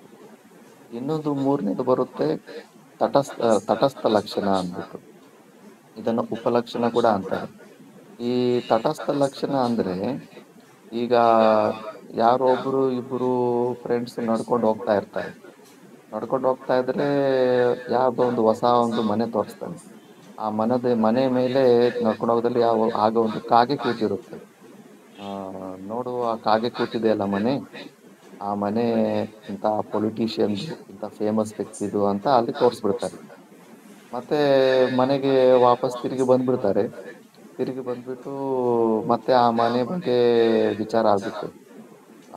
ವಿಚಾರ ಆಗಿದ್ದಾಗ ಅದೇ ಕಣೋ ನಾನು ಬೆಳಗ್ಗೆ ತೋರಿಸಿದ್ನಲ್ಲ ಆ ಮನೆ, ಯಾವ ಮನೆ ಮೇಲೆ ಕಾಗೆ ಇತ್ತಲ್ಲ ಅದೇ ಕಣೋ ಆ ಮನೆನೇ ಫೇಮಸ್ ವ್ಯಕ್ತಿದು ಅಂತ ಅಂತಾನೆ. ಮತ್ತೆ ಅವನು ಹೋಗಿ ನೋಡಿದ್ರೆ ಮತ್ತೆ ಅಲ್ಲಿ ಕಾಗೆ ಇರೋದಿಲ್ಲ. ಕಾಗೆ ಅಲ್ಲಿ ಇರ್ಲಿಲ್ಲ ಅಂದ್ರೂ ಕೂಡ ಅವನು ಮತ್ತೆ ಕರೆಕ್ಟಾಗಿ ಆ ಮನೆ ಹತ್ರನೇ ಹೋಗ್ತಾನೆ ಅವನು. ಅಂದ್ರೆ ಆ ಕಾಗೆ ಅನ್ನೋದು ಸ್ವಲ್ಪ ಹೊತ್ತು ಇದ್ದು ಮತ್ತೆ ಅದು ಹೊಟ್ಟೋದ್ರು ಕೂಡ ಅದು ನಮಗದು ಜ್ಞಾನನ ಮಾಡಿಕೊಡುತ್ತೆ ಅದು. ಅದೇ ತರ ಈ ಶಾಸ್ತ್ರದಲ್ಲಿ ನಮಗೆ ಈ ಸಗುಣ ರೂಪದಲ್ಲಿ ಪರಮಾತ್ಮನ ಯಾವುದೇ ವರ್ಣನೆ ಬರುತ್ತೋ ಅವೆಲ್ಲ ಕೂಡ ನಿರ್ಗುಣ ಪರಮಾತ್ಮನ ತಟಸ್ಥ ಲಕ್ಷಣಗಳು. ಸ್ಟಾರ್ಟಿಂಗ್ ಅಲ್ಲಿ ಈ ಸಗುಣ ರೂಪದ ಬಗ್ಗೆ ಕೂಡ ಶಾಸ್ತ್ರದ ಕಥನೆ ಯಾಕೆ ಅದ್ರ ಬಗ್ಗೆ ಎಲ್ಲ ಮಾತಾಡುತ್ತೆ ಅಂದ್ರೆ ನಾವು ನಮ್ಮ ಮೈಂಡಲ್ಲಿ ಯಾವ ತರ ಆಟಿಟ್ಯೂಡ್ ಇದೆಯೋ ಆ ಆಟಿಟ್ಯೂಡ್ ಪ್ರಕಾರನೇ ಶಾಸ್ತ್ರ ಕೂಡ ಸೊಲ್ಯೂಷನ್ ಕೊಡುತ್ತೆ. ಈಗ ಇದಕ್ಕೆ ಕೂಡ ಒಂದು ಎಕ್ಸಾಂಪಲ್ ಕೊಡ್ತಾರೆ. ಯಾರೋ ಒಬ್ಬ ಸಣ್ಣ ಮಗು ಮನೆಯಲ್ಲಿ ದೊಡ್ಡ ಫಂಕ್ಷನ್ ಆಗ್ತಾ ಇರುತ್ತೆ. ದೊಡ್ಡ ಅಡಿಗೆ ಮಾಡ್ತಾ ಇರ್ತಾರೆ. ದೊಡ್ಡ ಅಡಿಗೆ ಮಾಡ್ತಿದ್ರೆ ಮೇಲ್ಗಡೆ ಒಂದು ಲಿಸರ್ಡ್ ಅನ್ನು ನೋಡ್ತಾನೆ. ಆ ಹಲ್ಲಿಯನ್ನು ನೋಡ್ತಾನೆ. ಲಿಸರ್ಡ್ ಅನ್ನು ನೋಡ್ಬಿಟ್ಟು ಅದು ಮೇಲ್ಗಡೆ ಕೆಳಗಡೆ ಸಾಂಬಾರು ಮಾಡ್ತಾ ಇರ್ತಾರೆ, ಮೇಲ್ಗಡೆ ಲಿಸರ್ಡ್ ಇರುತ್ತೆ. ಮತ್ತೆ ಒಂದ್ ನಿಮಿಷ ಆ ಕಡೆ ನೋಡಿದ್ಮೇಲೆ ಮತ್ತೆ ಮೇಲ್ಗಡೆ ನೋಡಿದ್ರೆ ಆ ಲಿಸರ್ಡ್ ಅಲ್ಲಿ ಇರೋದಿಲ್ಲ. ಆ ಲಿಸರ್ಡ್ ಅಲ್ಲಿ ಇಲ್ಲ ಅಂದ್ರೆ ಅವನು ಮೈಂಡ್ ಅಲ್ಲಿ ಒಂದು ಡೌಟ್ ಬರುತ್ತೆ, ಬಹುಶಃ ಅದು ಸಾಂಬಾರ್ನಲ್ಲಿ ಬಿದ್ದೋಗಿರುತ್ತೆ ಅಂದ್ಬಿಟ್ಟು. ಮತ್ತೆ ಇನ್ನೂ ಕನ್ಫರ್ಮ್ ಆಗಿಲ್ಲ, ಬಟ್ ಎಲ್ಲರ ಜೊತೆ ಅವನು ಊಟ ಮಾಡಿದ್ದಾನೆ. ಊಟ ಮಾಡಿದ್ರೆ ಏನೋ ಸ್ವಲ್ಪ ಹೊಟ್ಟೆಯಲ್ಲಿ ಸ್ವಲ್ಪ ಊಟ ಹೆಚ್ಚು ತಿಂದಾಗ ಏನಾದಾಗ ಸ್ವಲ್ಪ ಹೊಟ್ಟೆ ನೋವು ಥರ ಏನೋ ಸ್ವಲ್ಪ ಬಂದಿತ್ತು. ಆ ಹೊಟ್ಟೆ ನೋವು ಬಂದ ತಕ್ಷಣ ಅವನಿಗೆ ಏನು ಫೀಲ್ ಆಗಿದೆ ಅಂದ್ರೆ ಆ ಲಿಸರ್ಡ್ ಅನ್ನೋದು ನನ್ನ ಹೊಟ್ಟೆ ಒಳಗಡೆ ಹೋಗ್ಬಿಟ್ಟಿದೆ, ಸಾಂಬಾರಲ್ಲಿ ಬಿತ್ತು ಅದು ನನ್ನ ಹೊಟ್ಟೆ ಒಳಗಡೆ ಹೋಗ್ಬಿಟ್ಟಿದೆ ಅಂತ ಅನ್ಕೊಂಡಿರ್ತಾನೆ. ಅವನಿಗೆ ಯಾವ ಡಾಕ್ಟರ್ ಬಂದರೂ ಕೂಡ ಇಲ್ಲಕ್ಕಪ್ಪ, ನೀನು ಯಾವ್ದು ಲಿಸರ್ಡ್ ನೀನು ಹೊಟ್ಟೆಲಿಲ್ಲ, ಏನೂ ಇಲ್ಲ, ನೀನು ಸುಮ್ಮನೆ ಹೆದರ್ಕೊಂಡಿದೀಯಾ ಅಂದ್ಬಿಟ್ಟು ಹೇಳಿದ್ರು ಕೂಡ ಅವ್ನು ನಂಬ್ತಾ ಇಲ್ಲ. ಡೈಲಿ ಏನು ಟ್ರೀಟ್ಮೆಂಟ್ ಕೊಟ್ಟರು ಎಲ್ಲ ಸಣ್ಣಗಾಗ್ತಾ ಇದ್ದಾನೆ. ಅವ್ರ ತಂದೆಗೆ ಸಿಕ್ಕಾಪಟ್ಟೆ ಚಿಂತೆ ಆಗ್ತಾ ಇದೆ. ಮತ್ತೆ ಒಬ್ಬ ಒಳ್ಳೆ ಯುಕ್ತಿ ಇರೋ ಒಬ್ಬ ಡಾಕ್ಟರ್ನ ಕರೆಸ್ತಾನೆ. ಆ ಡಾಕ್ಟ್ರಿಗೆ ಗೊತ್ತಾಗ್ಬಿಡುತ್ತೆ ಇದು ಮೆಂಟಲ್ ಪ್ರಾಬ್ಲಮ್ ಅಂದ್ಬಿಟ್ಟು, ಇಲ್ಲದೆ ಇರೋ ಪ್ರಾಬ್ಲಮ್ನ ಇದ್ದಂಗೆ ಅನ್ಕೊಂಡಿದ್ದಾನೆ ಅಂತ. ಅದಕ್ಕೆ ಅವ ಅಂದ್ಬಿಟ್ಟು ಹೊಟ್ಟೆ ಟಚ್ ಮಾಡಿ ನೋಡ್ಬಿಟ್ಟು, ಆ ನೋಡ್ ನಂಗೆ ಸಿಕ್ತು ಲಿಸರ್ಡ್, ನೀನು ಹೊಟ್ಟೆಲಿ ಲಿಸರ್ಡ್ ನಮ್ಮ ತಲೆ ಸಿಕ್ತು, ನಾನು ಇಟ್ಕೊಂಡಿದ್ದೀನಿ ನೋಡು. ಅದು ನೋಡಿ ಈಗ ಸಿಕ್ತು ನನಗೆ, ಬಾಲ ಸಿಕ್ತು ನೋಡು, ಹೌದು ನಿಜಾನೇ, ನಿನ್ನ ಹೊಟ್ಟೆ ಒಳಗಡೆ ಲಿಸರ್ಡ್ ಹೋಗ್ಬಿಟ್ಟಿದೆ, ನೀನು ಚಿಂತೆ ಮಾಡಬೇಡ, ನಾನೀಗ ನಿನಗೆ ಮೆಡಿಸಿನ್ ಕೊಡ್ತೀನಿ, ಅದು ಹೊರಗಡೆ ಬಂದ್ಬಿಡುತ್ತೆ ಅಂದ್ಬಿಟ್ಟು. ಇನ್ನು ಅವನಿಗೆ ಲೂಸ್ ಮೋಷನ್ಸ್ ಆಗೋ ಟ್ಯಾಬ್ಲೆಟ್ಸ್ ಕೊಟ್ಬಿಟ್ಟು ಇನ್ನು ಆ ಥರ ಮೆಡಿಸಿನ್ ಕೊಡ್ತಾನೆ. ಕೊಟ್ಟ ಮತ್ತೆ ಅದು ಮಲ ವಿಸರ್ಜನೆ ಆಗಿದ್ದ ಜಾಗದಲ್ಲಿ ಒಂದು ಲಿಸರ್ಡನ್ನು ಸಾಯಿಸ್ಬಿಟ್ಟು ಅದರಲ್ಲಿ ಹಾಕ್ಬಿಡ್ತಾನೆ. ಹಾಕ್ಬಿಟ್ಟು ಮತ್ತೆ ಆ ಮಗುವಿನ ಹೊಟ್ಟೆ ಇಟ್ಕೊಂಡು ಚೆಕ್ ಮಾಡಿ, ಅರೆ ನೀನು ಹೊಟ್ಟೆಯಲ್ಲಿ ಈಗ ಲಿಸರ್ಡ್ ಕಾಣಿಸ್ತಿಲ್ವಲ್ಲೋ, ಬಹುಶಃ ಅದು ಹೊರಗಡೆ ಬಂದಿರಬೇಕು, ಬಾ ನೋಡೋಣ ಅಂದ್ಬಿಟ್ಟು ಕರ್ಕೊಂಡೋಗಿ ತೋರಿಸ್ಬಿಟ್ಟು, ನೋಡು ಅದು ಅಲ್ಲಿ ಸತ್ತೋಗಿದೆ ನೋಡು, ಬಂದ್ಬಿಟ್ಟಿದೆ ಹೊರಗಡೆ ಅಂದ್ಬಿಟ್ಟು. ಆವಾಗ ಅವನು ವಿಶ್ವಾಸ ಕೊಟ್ಟು, ಈಗ ಲಿಸರ್ಡ್ ಹೊರಗಡೆ ಬಂದ್ಬಿಟ್ಟಿದೆ ಅಂದ್ಬಿಟ್ಟು ಚೆನ್ನಾಗಿ ಊಟ ತಿಂದು ಮತ್ತೆ ಅವನು ಪುಷ್ಟಿ ಆಗ್ಬಿಡ್ತಾನೆ. ಆ ಥರ ಆ ವ್ಯಕ್ತಿಗೆ, ಆ ಬಾಲಕನಿಗೆ ಬಾಲವಂಚನೆ ಮಾಡಬೇಕಾಗುತ್ತೆ. ಯಾಕಂದ್ರೆ ಅವನು ದೃಢವಾಗಿ ನಂಬಿ ಇಟ್ಕೊಂಡಿದ್ದಾನೆ, ನಾನು ಲಿಸರ್ಟ್ ತಿಂದ್ಬಿಟ್ಟಿದ್ದೀನಿ ಅಂದ್ಬಿಟ್ಟು. ಅದೇ ಥರ ನಾವು ಈ ಸೃಷ್ಟಿ ಆಗಿದೆ, ಈ ಜಗತ್ತು ಸತ್ಯ ಅನ್ನೋದು ಎಷ್ಟು ದೃಢವಾಗಿ ನಾವು ಇಟ್ಕೊಂಡ್ಬಿಟ್ಟಿದೀವಿ ಅಂದ್ರೆ, ಶ್ರುತಿ ಕೂಡ ನಮಗೆ ಅನುಕೂಲವಾಗಿ ನಾವು ಅದನ್ನ ಆ ಸೃಷ್ಟಿ ಹುಟ್ಟಿರೋ ಪ್ರಾಸೆಸ್ ಅನ್ನ, ಈಗ ತೈತಿರು ಉಪನಿಷತ್ತಲ್ಲಿ ಕ್ರಮ ಕೂಡ ಹೇಳ್ತಾರೆ. ಆಕಾಶದಿಂದ ಹಿಡಿದು ಎಲ್ಲ ಹೆಂಗೆ ಕ್ರಮವಾಗಿ ಸೃಷ್ಟಿ ಆಗುತ್ತೆ ಅಂತ ಕ್ರಮವನ್ನು ಕೂಡ ಹೇಳ್ತಾರೆ. ಮತ್ತೆ ಆ ಕ್ರಮ ಇನ್ನೊಂದು ಉಪನಿಷತ್ತಲ್ಲಿ ಬೇರೆ ತರ ಇರುತ್ತೆ. ಚಾಂದೋಗ ಉಪನಿಷತ್ತಲ್ಲಿ ಮೂರು ಪಂಚಭೂತಗಳಿಂದಾನೇ ತ್ರಿವಿತ್ರೀಕರಣ ಅಂತಾರೆ. ಈ ತೈತಿರು ಉಪನಿಷತ್ತಲ್ಲಿ ಪಂಚೀಕರಣ, 5 ಭೂತಗಳ ಪಂಚೀಕರಣದಿಂದ ಸ್ಟಾರ್ಟ್ ಮಾಡ್ತಾರೆ ಇಲ್ಲಿ. ಮತ್ತೆ ಇನ್ನೊಂದು ಉಪನಿಷತ್ತಲ್ಲಿ ಕ್ರಮ ಬೇರೆ ಇರುತ್ತೆ. ಒಂದರಲ್ಲಿ ಫಸ್ಟ್ ಅಲ್ಲಿ ಸ್ಟಾರ್ಟಿಂಗ್ ಅಲ್ಲಿ ಒಂದು ಮೆಟೀರಿಯಲ್ ಉತ್ಪತ್ತಿ ಮಾಡಿದ್ರೆ ಇನ್ನೊಂದು ಸ್ಟಾರ್ಟಿಂಗ್ ಅಲ್ಲಿ ಉತ್ಪತ್ತಿ ಮಾಡ್ತಾರೆ. ಅಂದ್ರೆ ಈ ಕ್ರಮಗಳು ಬೇರೆ ಬೇರೆ ಆಗ್ತಾ ಇರ್ತವೆ, ಸೃಷ್ಟಿ ಕ್ರಮಗಳು. ಈ ಬೇರೆ ಬೇರೆ ಆಗೋದ್ರಲ್ಲೇ ಗೊತ್ತಾಗ್ಬಿಡುತ್ತೆ ವಾಸ್ತವವಾಗಿ ಈ ಸೃಷ್ಟಿ ಇದೆ ಅಂತ ತೋರ್ಸೋದಕ್ಕೆ ಉಪನಿಷತ್ ಅನ್ನೋದು, ವೇದ ಅನ್ನೋದು ಪ್ರಯತ್ನ ಮಾಡ್ತಾ ಇಲ್ಲ. ಅಧ್ಯಾರೋಪ ಅಪವಾದಾಭ್ಯಾಂ ನಿಷ್ಪ್ರಪಂಚಂ ಪ್ರಪಂಚೀಯತೆ ಶ್ರುತಿ ಅಂತಾರೆ. ಅಂದ್ರೆ ಅಧ್ಯಾರೋಪ ಮಾಡಿ ಆರೋಪ ಮಾಡಿ ಆರೋಪಗಳನ್ನ ಮಾಡಿ ಮತ್ತೆ ಇದೇ ಇರೋ ಪ್ರಪಂಚ ಇದೆ ಅಂತ ತೋರಿಸ್ಕೊಡುತ್ತೆ ಶ್ರುತಿ ಅಂತಾರೆ. ಅದೇ ತರ ನಾವು ಕೂಡ ಈ ಜಗತ್ ಸತ್ಯತ್ವ ಬುದ್ಧಿ ಸಿಕ್ಕಾಪಟ್ಟೆ ದೃಢ ಇರುವುದರಿಂದ ಈ ಸಗುಣ ರೂಪದಲ್ಲಿ ಎಲ್ಲ ನಮಗೆ ಸೃಷ್ಟಿಯಿಂದ ವರ್ಣನೆಯನ್ನು ಕೊಟ್ಟುಬಿಟ್ಟು ಫಸ್ಟ್ ಆ ಸಗುಣ ಬ್ರಹ್ಮನ ಹಿರಣ್ಯ ಗರ್ಭನ ಲಕ್ಷಣಗಳೆಲ್ಲ ಹೇಳಿಬಿಟ್ಟು ಲಾಸ್ಟ್ಗೆ ಯಾವುದೇ ಉಪನಿಷತ್ತು ನೋಡ್ಬಿಡಿ, ಆ ಉಪನಿಷತ್ತನ್ನ ಕೇನೋಪನಿಷತ್ತಲ್ಲಿ ಅಂದ್ಬಿಡ್ತಾರೆ, ನಾ ಇದಂ ಉಪಾಸತೆ ಅಂದ್ಬಿಟ್ಟು. ನೀನು ಏನು ಉಪಾಸನೆ ಮಾಡ್ತಾ ಇದೀಯೋ ಇದೆಲ್ಲ ವಾಸ್ತವವಾಗಿ ಆತ್ಮ ಸ್ವರೂಪ ಸಚ್ಚಿದಾನಂದ ಸ್ವರೂಪ ಅಂದ್ಬಿಟ್ಟು ಅಲ್ಲಿ ಉಪಾಸನೆ ಮತ್ತೆ ಈ ನಿಷ್ಕಾಮ ಕರ್ಮಗಳನ್ನೆಲ್ಲ ನೆಗೆಟ್ ಮಾಡಿಬಿಡ್ತಾರೆ. ಸೊ ಫೈನಲಿ ಈ ಉಪಾಸನೆ ಅನ್ನೋದು ಕೂಡ ಅವಿದ್ಯಾ ಮೂಲಕವೇ. ನಾನು ಕರ್ತ ಭೋಕ್ತ ಅಂತ ದೃಢ ಬುದ್ಧಿ ಇದ್ದಾಗಲೇ ಇದಕ್ಕೆ ಪ್ರವೃತ್ತಿ ಆಗುತ್ತೆ. ಅದಕ್ಕೆ ಈ ಉಪಾಸನೆ ಅನ್ನೋದು ಉಪನಿಷತ್ತಲ್ಲಿ ಲಾಸ್ಟ್ ಅಲ್ಲಿ ಕಂಪಲ್ಸರಿ ಅದು ನೆಗೆಟ್ ಆಗ್ಬೇಕು. ಬಟ್ ಇದು ಆ ಥರ ನೆಗೆಟ್ ಆಗುತ್ತಲ್ಲ, ಮತ್ತೆ ಇದಕ್ಕೇನು ರಿಸಲ್ಟ್ ಇಲ್ಲ ಅಂದ್ರೆ ಇಲ್ಲ, ಇದಕ್ಕೂ ತುಂಬಾನೇ ರಿಸಲ್ಟ್ ಇದೆ. ಅಧಿಕಾರ ಭೇದದಿಂದ ನಮಗೆ ಅಂತಃಕರಣ ಶುದ್ಧಿಗೆ ಇದು ತುಂಬಾನೇ ಸಪೋರ್ಟ್ ಮಾಡುತ್ತೆ. ಆ ಅಂತಃಕರಣ ಶುದ್ಧಿ ಹೊಂದ ಮೇಲೆ ಮತ್ತೆ ಯಾವತ್ತೋ ಒಂದು ದಿವಸ ನಾವು ಇದನ್ನು ಕೂಡ ನಾವು ಬಿಡಬೇಕು, ಉಪಾಸನೆಯನ್ನು ಕೂಡ ನಾವು ಬಿಟ್ಟು ವಾಸ್ತವವಾಗಿ ವಿಚಾರದಲ್ಲಿ ನಾವು ಪ್ರವೇಶ ಮಾಡಬೇಕು ಅಂದ್ಬಿಟ್ಟು. ಅದಕ್ಕೆ ಧ್ಯಾನ ಮಾಡುವಾಗ ಬುದ್ಧಿವೃತ್ತಿಯಿಂದ ಈ ತರ ಪರಮಾತ್ಮನ ಸ್ವರೂಪವನ್ನು ಈ ತರ ಲಕ್ಷಿತ ಲಕ್ಷಣಗಳಿಂದ ನಾವು ಚೆನ್ನಾಗಿ ವಿಚಾರಣೆ ಮಾಡಿಬಿಟ್ಟು ಆಗ ಸಿಂಗಲ್ ಥಾಟ್ ಅಲ್ಲಿ ನಾವು ಬ್ರಹ್ಮಾಕಾರ ವೃತ್ತಿ ಮಾಡಬೇಕು. ಈಗ ಇದರಲ್ಲೇ ತೈತಿರು ಉಪನಿಷತ್ತಲ್ಲಿ ಎಲ್ಲ ಪಂಚಕೋಶಗಳ ಬಗ್ಗೆ ಡೀಟೇಲ್ ಆಗಿ ಕೊಡುತ್ತೆ. ತ್ವಂ ಪದಾರ್ಥ ವಿವೇಕ ಅಂತಾರೆ ಇದನ್ನ. ತತ್ವಮಸಿ ಅನ್ನೋ ಈ ಮಹಾವಾಕ್ಯದಲ್ಲಿ ತತ್ ಅಂದ್ರೆ ಗಣ ಅದು ಪರಮಾತ್ಮ ಅಂತ, ತ್ವಂ ಅಂದ್ರೆ ಗಣ ನಾವು ಈ ಜೀವಾತ್ಮ ಅಂದ್ಬಿಟ್ಟು ಇವೆರಡು ಐಕ್ಯಮ. ಜೀವಾತ್ಮನಿಗೆ ತ್ವಂ ನೀನು, ತತ್ ಆ ಪರಮಾತ್ಮನೇ ಹಸಿ ಆಗಿದ್ದೀಯಾ ಅಂತ ಇದು ಉಪದೇಶಾತ್ಮಕದಲ್ಲಿ ಈ ಮಹಾವಾಕ್ಯ ಇದೆ. ಆ ತ್ವಂ ಪದಾರ್ಥ ಅಂದ್ರೆ ನಾವು ನಮ್ಮಲ್ಲಿರುವ ಪರಮಾತ್ಮ ಚೈತನ್ಯ ಜೊತೆಗೆ ಈ ಪಂಚಕೋಶಗಳಲ್ಲಿ ಏನು ನಾವು ತಾದಾತ್ಮ್ಯನ ನಾವು ಸಂಬಂಧವನ್ನ ಹೊಂದಿಕೊಂಡಿದ್ದೀವೋ ಇದನ್ನ ಮಿಕ್ಸ್ ಆಗಿ ತ್ವಂ ಪದಾರ್ಥ ಅಂತಾರೆ. ಇದು ವಾಚ್ಯಾರ್ಥ ಅಂತಾರೆ. ತ್ವಂ ಪದಾರ್ಥದ ವಾಚ್ಯಾರ್ಥ ಅಂತಾರೆ. ತ್ವಂ ಪದಾರ್ಥದ ಲಕ್ಷ್ಯಾರ್ಥ ಚೈತನ್ಯನೇ. ಮತ್ತೆ ತತ್ಪದಾರ್ಥದ ವಾಚ್ಯಾರ್ಥ ಅಂದ್ರೆ ಸಗುಣ ರೂಪ ಬ್ರಹ್ಮ, ಹಿರಣ್ಯ ಗರ್ಭ. ಅವನಿಗೂ ಒಂದು ಶರೀರ ಇರುತ್ತೆ. ಮಾಯಾನೇ ಅವನ ಉಪಾಧಿ. ಈ ಜೀವನಿಗೆ ಅವಿದ್ಯನೇ ಉಪಾಧಿ. ಆ ಮಾಯೇನೇ ವಿರಾಟ್ ಸ್ವರೂಪವಾದ ಅವನು, ಈ ಬ್ರಹ್ಮಾಂಡನೇ ಅವನ ಶರೀರ. ಅದು ತತ್ಪದಾರ್ಥದ ವಾಚ್ಯಾರ್ಥ ಅಂತಾರೆ. ಈ ವಾಚ್ಯಾರ್ಥ ಅಂದ್ರೆ ಇದ್ರ ಬಗ್ಗೆನೂ ಸ್ವಲ್ಪ ಹೇಳ್ತೀನಿ. ಈಗ ನಾವು ಪೆನ್ಸಿಲ್ ಅಂತೀವಿ. ಪೆನ್ಸಿಲ್ ಅನ್ನೋದು ಒಂದು ಸೌಂಡ್. ಆ ಸೌಂಡ್ ಕೇಳಿದ ತಕ್ಷಣ ನಿಮಗೆ ಆ ಒಂದು ಮೆಟೀರಿಯಲ್ ಕಡೆ ನಿಮಗೆ ಧ್ಯಾನ ಹೋಗುತ್ತೆ. ಯಾಕಂದ್ರೆ ಮುಂಚೆ ನಾವು ಆ ಮೆಟೀರಿಯಲ್ ಅನ್ನು ತೋರಿಸ್ಬಿಟ್ಟು ಈ ಮೆಟೀರಿಯಲ್ ನ ಹೆಸರು ಪೆನ್ಸಿಲ್ ಅಂತ ನಾವು ಫಸ್ಟ್ ನಿಶ್ಚಯವಾಗಿ ಧ್ಯಾನ ಮಾಡಿರ್ತೀವಿ. ಅದಕ್ಕೆ ಪೆನ್ಸಿಲ್ ಅಂತ, ಪೆನ್ಸಿಲ್ ಅನ್ನ ತಗೊಂಬಾಪ ಅಂದ್ರೆ ಆ ಕರೆಕ್ಟ್ ಆಗಿ ಆ ಸೌಂಡ್ ಕೇಳಿದ ತಕ್ಷಣ ಅದೇ ಪದಾರ್ಥವನ್ನು ನಾವು ತಗೊಂಡು ಬರ್ತೀವಿ. ಆ ಪದಾರ್ಥದ ಜ್ಞಾನ ಆಗ್ಬಿಡುತ್ತೆ, ವಾಚ್ಯಾರ್ಥ ಆಗ್ಬಿಡ್ತಾರೆ. ಅದಕ್ಕೆ ವಾಚ್ಯಾರ್ಥ ಇರೋದು ಸಿಂಪಲ್, ಬೇಗನೆ ಜ್ಞಾನ ಆಗ್ಬಿಡುತ್ತೆ. ಅದೇ ಈಗ ಪರಮಾತ್ಮ ಅಂತಂದ್ರೆ, ಪರಮಾತ್ಮ ಅಂತ ಅಂದ ತಕ್ಷಣ ನಿಮ್ಗೆ ಯಾವ ಮೆಟೀರಿಯಲ್ ಮೈಂಡ್ ಅಲ್ಲಿ ಬರುತ್ತೆ? ನಿರ್ಗುಣ ಪರಮಾತ್ಮ ಏನಾದ್ರೂ ಮೈಂಡ್ ಅಲ್ಲಿ ಗ್ರಾಸ್ಪ್ ಆಗುತ್ತಾ? ಏನು ಆಗೋದಿಲ್ಲ. ಪರಮಾತ್ಮ ಅನ್ನೋ ಸೌಂಡ್ ಕೇಳಿದ ತಕ್ಷಣ, ಪೆನ್ಸಿಲ್ ಅಂದ ತಕ್ಷಣ ಫುಲ್ ಪೆನ್ಸಿಲ್, ಚೈಲ್ಡ್ಹುಡ್ ಇಂದ ಏನೇನ್ ಪೆನ್ಸಿಲ್ ಯೂಸ್ ಮಾಡಿದೋ ಎಲ್ಲ ಮೈಂಡ್ ಅಲ್ಲಿ ಬಂದ್ಬಿಡುತ್ತೆ ಪಿಕ್ಚರ್ಸ್. ಪರಮಾತ್ಮ ಅಂದ ತಕ್ಷಣ ಸಗುಣ ರೂಪ ಬಿಟ್ಟು ನಿರ್ಗುಣ ರೂಪಕ್ಕೆ ಹೋದಾಗ ಅಲ್ಲೇನು ನಮಗೆ ಮೈಂಡ್ ಅಲ್ಲಿ ಬರೋದಿಲ್ಲ. ಅದಕ್ಕೆ ಈ ಪರಮಾತ್ಮ ಅನ್ನೋದು ವಾಚ್ಯಾರ್ಥವಾಗೋದಿಲ್ಲ, ಅದು ಕೇವಲ ಲಕ್ಷ್ಯಾರ್ಥವಾಗುತ್ತೆ. ಅದಕ್ಕೆ ನಾಮಾವಳಿಯಲ್ಲೂ ಕೂಡ, ದೇವಿ ನಾಮಾವಳಿಯಲ್ಲಿ ಎಲ್ಲಾ ಕಡೆನೂ ತತ್ಪದ ಲಕ್ಷ್ಯಾರ್ಥ ಐ ನಮಃ ಅಂತ ಈ ತರ ತತ್ಪದಾರ್ಥದ ಲಕ್ಷ್ಯಾರ್ಥದ ಬಗ್ಗೆನೇ ಮಾತಾಡ್ತಾ ಇರ್ತಾರೆ. ಸೊ ಈ ತರ ನಾವು ಈ ತೈತಿರು ಉಪನಿಷತ್ತಿನಲ್ಲಿ ಈಗ ಪಂಚಕೋಶಗಳ ಬಗ್ಗೆ ಫುಲ್ ವಿವರಣೆ ಕೊಡ್ತಾರೆ.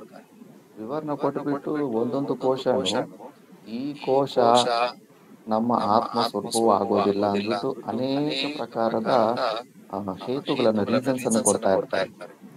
ಎಲ್ಲದರಲ್ಲೂ ಒಂದು ಕಾಮನ್ ರೀಸನ್ ಏನು ಕೊಡ್ತಾರಂದ್ರೆ, ಅಲ್ಲಿ ಒಂದು ಪಕ್ಷಿ ಜೊತೆ ಕಂಪ್ಯಾರಿಸನ್ ಮಾಡ್ತಾರೆ. ಈ ಅನ್ನಮಯ ಕೋಶ, ಪ್ರಾಣಮಯ ಕೋಶ, ಮನೋಮಯ ಕೋಶ, ವಿಜ್ಞಾನಮಯ ಕೋಶ, ಆನಂದಮಯ ಕೋಶ, ಎಲ್ಲ ಕೋಶಗಳನ್ನು ಒಂದು ಬರ್ಡ್ ಜೊತೆ ಕಂಪ್ಯಾರಿಸನ್ ಮಾಡ್ತಾರೆ. ಬರ್ಡ್ ಕಂಪೇರ್ ಮಾಡ್ಬಿಟ್ಟು ಅದ್ರ ವಿಂಗ್ಸು, ಅದ್ರ ಮಿಡಲ್ ಪಾರ್ಟು, ಅದ್ರ ಹೆಡ್, ಅದ್ರ ಬಾಲ, ಬ್ರಹ್ಮಪುಚ್ಛಂ ಪ್ರತಿಷ್ಠಾ ಅಂದ್ಬಿಟ್ಟು ಈ ತರ ಕಂಪ್ಯಾರಿಸನ್ ಮಾಡ್ತಾ ಇರ್ತಾರೆ. ಆ ಕಂಪ್ಯಾರಿಸನ್ ಅಲ್ಲೇ ಗೊತ್ತಾಗ್ಬಿಡುತ್ತೆ ಆ ಬರ್ಡ್ ಅನ್ನೋದು ಸಾವಯವ, ಒನ್ ಹೂ ಹ್ಯಾವ್ ಪಾರ್ಟ್ಸ್ ಅಂದ್ಬಿಟ್ಟು. ಅಂದ್ರೆ ಅದು ಅವಯವಗಳ ಜೊತೆ ಇರೋದ್ರಿಂದ ಅದು ಸಾವಯವದ ಒಂದು ಪಕ್ಷಿ ಜೊತೆ ಇದನ್ನ ಕಂಪ್ಯಾರಿಸನ್ ಮಾಡಿದಾರಲ್ಲ. ಅದಕ್ಕೆ ಈ ಅನ್ನಮಯ ಕೋಶ, ಪ್ರಾಣಮಯ ಕೋಶ, ಈ ಎಲ್ಲಾ ಕೋಶಗಳು ಕೂಡ ಅವು ಕೂಡ ಸಾವಯವವೇ, ನಮ್ಮ ಸ್ವರೂಪವಲ್ಲ ಅಂದ್ಬಿಟ್ಟು. ನಮ್ಮ ಭಾರತ ದೇಶದಲ್ಲಿ ಹೆಚ್ಚು ಕಡಿಮೆ ನಮಗೆ 4 ಕೋಶಗಳು ಅತೀತವಾಗಿ ನಾವಿದ್ದೀವಿ ಅನ್ನೋ ಜ್ಞಾನ ಕೂಡ ನಮಗೆ ಹೆಚ್ಚು ಕಡಿಮೆ ಎಲ್ಲರಿಗೂ ಸ್ವಲ್ಪ ಇದ್ದೇ ಇರುತ್ತೆ. ಯಾಕಂದ್ರೆ ಈ ಸ್ಥೂಲ ಶರೀರವನ್ನು ಬಿಟ್ಟು ನಾವು ಬೇರೆ ಒಂದು ಜೀವಾತ್ಮ ಅಂತ ಆಸ್ತಿಕರಲ್ಲ. ಪ್ರತಿಯೊಬ್ಬರಿಗೂ ಜ್ಞಾನ ಇರುತ್ತೆ ಸನಾತನ ಧರ್ಮದಲ್ಲಿ. ಯಾಕಂದ್ರೆ ಎಲ್ರಿಗೂ ಗೊತ್ತು, ಈ ಶರೀರನ ಬಿಟ್ಟು ನಾವು ಯಾವುದೋ ಒಂದು ಸೂಕ್ಷ್ಮ ಶರೀರದಿಂದ ನಾವು ಸ್ವರ್ಗಾದಿ ಲೋಕಗಳಿಗೆ ಹೋಗ್ತೀವಿ ಅಂದ್ಬಿಟ್ಟು. ಅದಕ್ಕೆ ನಾವು ಅನ್ನಮಯ ಕೋಶವನ್ನ, ಈ ಪ್ರಾಣಮಯ ಕೋಶವನ್ನ ನಮ್ಮ ಸ್ವರೂಪ ಅಂತ ನಾವು ಹೆಚ್ಚು ಕಡಿಮೆ ತಿಳ್ಕೊಳ್ಳೋದಿಲ್ಲ. ಸ್ವಲ್ಪ ಏನಂದ್ರೆ ಈ ವಿಜ್ಞಾನಮಯ ಕೋಶ, ಆನಂದಮಯ ಕೋಶ, ಆ ಸುಷುಪ್ತಿ ಅವಸ್ಥೆಯಲ್ಲಿ ಏನು ಆನಂದಮಯ ಕೋಶ ಇರುತ್ತೋ ಅಲ್ಲಿ ಬಹುಶಃ ನಾವು ಅಲ್ಲಿ ಆ ಆನಂದಮಯ ಕೋಶ ಅನ್ನೋದು ಆತ್ಮ ಸ್ವರೂಪನೇನೋ. ಯಾಕಂದ್ರೆ ಅಲ್ಲ ಆನಂದನೇ ಇರುತ್ತಲ್ಲ, ದುಃಖ ಅನ್ನೋದೇನು ಇರೋದೇ ಇಲ್ವಲ್ಲ ಅಲ್ಲಿ. ಅದಕ್ಕೆ ಅಲ್ಲಿ ಸ್ವಲ್ಪ ಭ್ರಾಂತಿ ಆಗ್ತಾ ಇರುತ್ತೆ. ಅದಕ್ಕೆ ಈ ಶಾಸ್ತ್ರನೇ ಪ್ರಮಾಣ, ತೈತಿರು ಉಪನಿಷತ್ತು. ಆನಂದಮಯ ಕೋಶನು ಕೂಡ ಅಲ್ಲಿ ಆ ಪಕ್ಷಿ ಜೊತೆ ಕಂಪಾರಿಸನ್ ಮಾಡ್ತಾರೆ. ಕಂಪಾರಿಸನ್ ಮಾಡಿದ್ರೆ ಅಂದ್ರೆ ಇದು ಕೂಡ ಸಾವಯವ ಅಂದ್ಬಿಟ್ರು. ಇದ್ರದ್ದು ಪಾರ್ಟ್ಸ್ ಪ್ರಿಯ, ಮೋದ, ಪ್ರಮೋದ ಅನ್ನೋ ವೃತ್ತಿಗಳನ್ನೆಲ್ಲ ಇದು ಮಾಡಿ ಎಕ್ಸ್ಪ್ಲೈನ್ ಮಾಡ್ಬಿಟ್ಟು ಇದು ಕೂಡ ಪಾರ್ಟ್ಸ್ ವಿತ್ ಪಾರ್ಟ್ಸ್ ಇದೆ ಅಲ್ಲ, ಇದಕ್ಕೆ ಇದು ನಿರವಯವ ಅಲ್ಲ, ಇದು ಸಾವಯವ, ಅಂದ್ರೆ ಇದು ನಮ್ಮ ಸ್ವರೂಪ ಅಲ್ಲ. ಅದಕ್ಕೆ ಅಲ್ಲ ನಾವು ಮತ್ತೆ ಬೆಳಗ್ಗೆ ಎದ್ದು ವಾಪಸ್ ಬಂದ್ಬಿಟ್ವಿ ಈ ಜಗತ್ತಿಗೆ. ಒಂದ್ ವೇಳೆ ಅದು ನಿಜವಾಗ್ಲೂ ನಮ್ಮ ಸ್ವರೂಪ ಪರಮಾತ್ಮನ ಸ್ವರೂಪ ಆಗಿದ್ರೆಗೇನ ಅಲ್ಲಿ ಅಜ್ಞಾನದ ಬೀಜನೇ ಇಲ್ಲ ಅಂದಿದ್ರೆ ಸುಷುಪ್ತಿಗೆ ಹೋದ್ಮೇಲೆ ಅಲ್ಲಿ ಮತ್ತೆ ವಾಪಸ್ ಬರಬಾರ್ದಾಗಿತ್ತು. ಯದ್ದಪ್ಪನ ನಿವರ್ತಂತೆ ತದ್ದಾಮ ಪರಮಮ್ಮ, ಇಲ್ಲಿಗೆ ಹೋದ್ಮೇಲೆ ವಾಪಸ್ ಬರೋದಿಲ್ಲ ಅಂತಾನೆ ನನ್ನ ಆ ಸ್ಥಿತಿಗೆ. ಮತ್ತೆ ಆ ಸ್ಥಿತಿಗೆ ನಾವು ನಿಜವಾಗ್ಲೂ ಅದು ನಮ್ಮ ಸ್ಥಿತಿ ಆಗಿದೆ ಸುಷುಪ್ತಿ, ಮತ್ತೆ ಬೆಳಗ್ಗೆ ನಾವು ಎದ್ದೇಳ್ಬಾರ್ದಾಗಿತ್ತು, ಆ ಸ್ಥಿತಿಯಲ್ಲಿ ಇರ್ಬೇಕಾಗಿತ್ತು. ಪುನರುತ್ಥಾನ ಮತ್ತೆ ನಾವು ಎದ್ದು ಬರ್ತಿದೀವಿ ಅಂದ್ರೆ ಅಲ್ಲಿ ಆನಂದಮಯ ಕೋಶ ಕೂಡ ನಮ್ಮ ಸ್ವರೂಪ ಅಲ್ಲ ಅಂತ ಗೊತ್ತಾಗುತ್ತೆ. ಈ ತರ ಎಲ್ಲ ಇದನ್ನ ನೆಗೆಟ್ ಮಾಡಿದ್ರೆ ಪದಾರ್ಥ, ಇದನ್ನ ಶೋಧನೆ ಅಂತಾರೆ. ಪದಾರ್ಥ ಶೋಧನೆ ಅಂತೆ ಅಂದ್ರೆ ಫಿಲ್ಟರ್ ಮಾಡೋದು. ಮಾಡಿದ ಮೇಲೆ ಇನ್ನು ಮಿಕ್ಕಿದೇನಿರುತ್ತೆ, ಒಂದು ಸಾಕ್ಷಿ ರೂಪದಲ್ಲಿ ಇರುತ್ತೆ.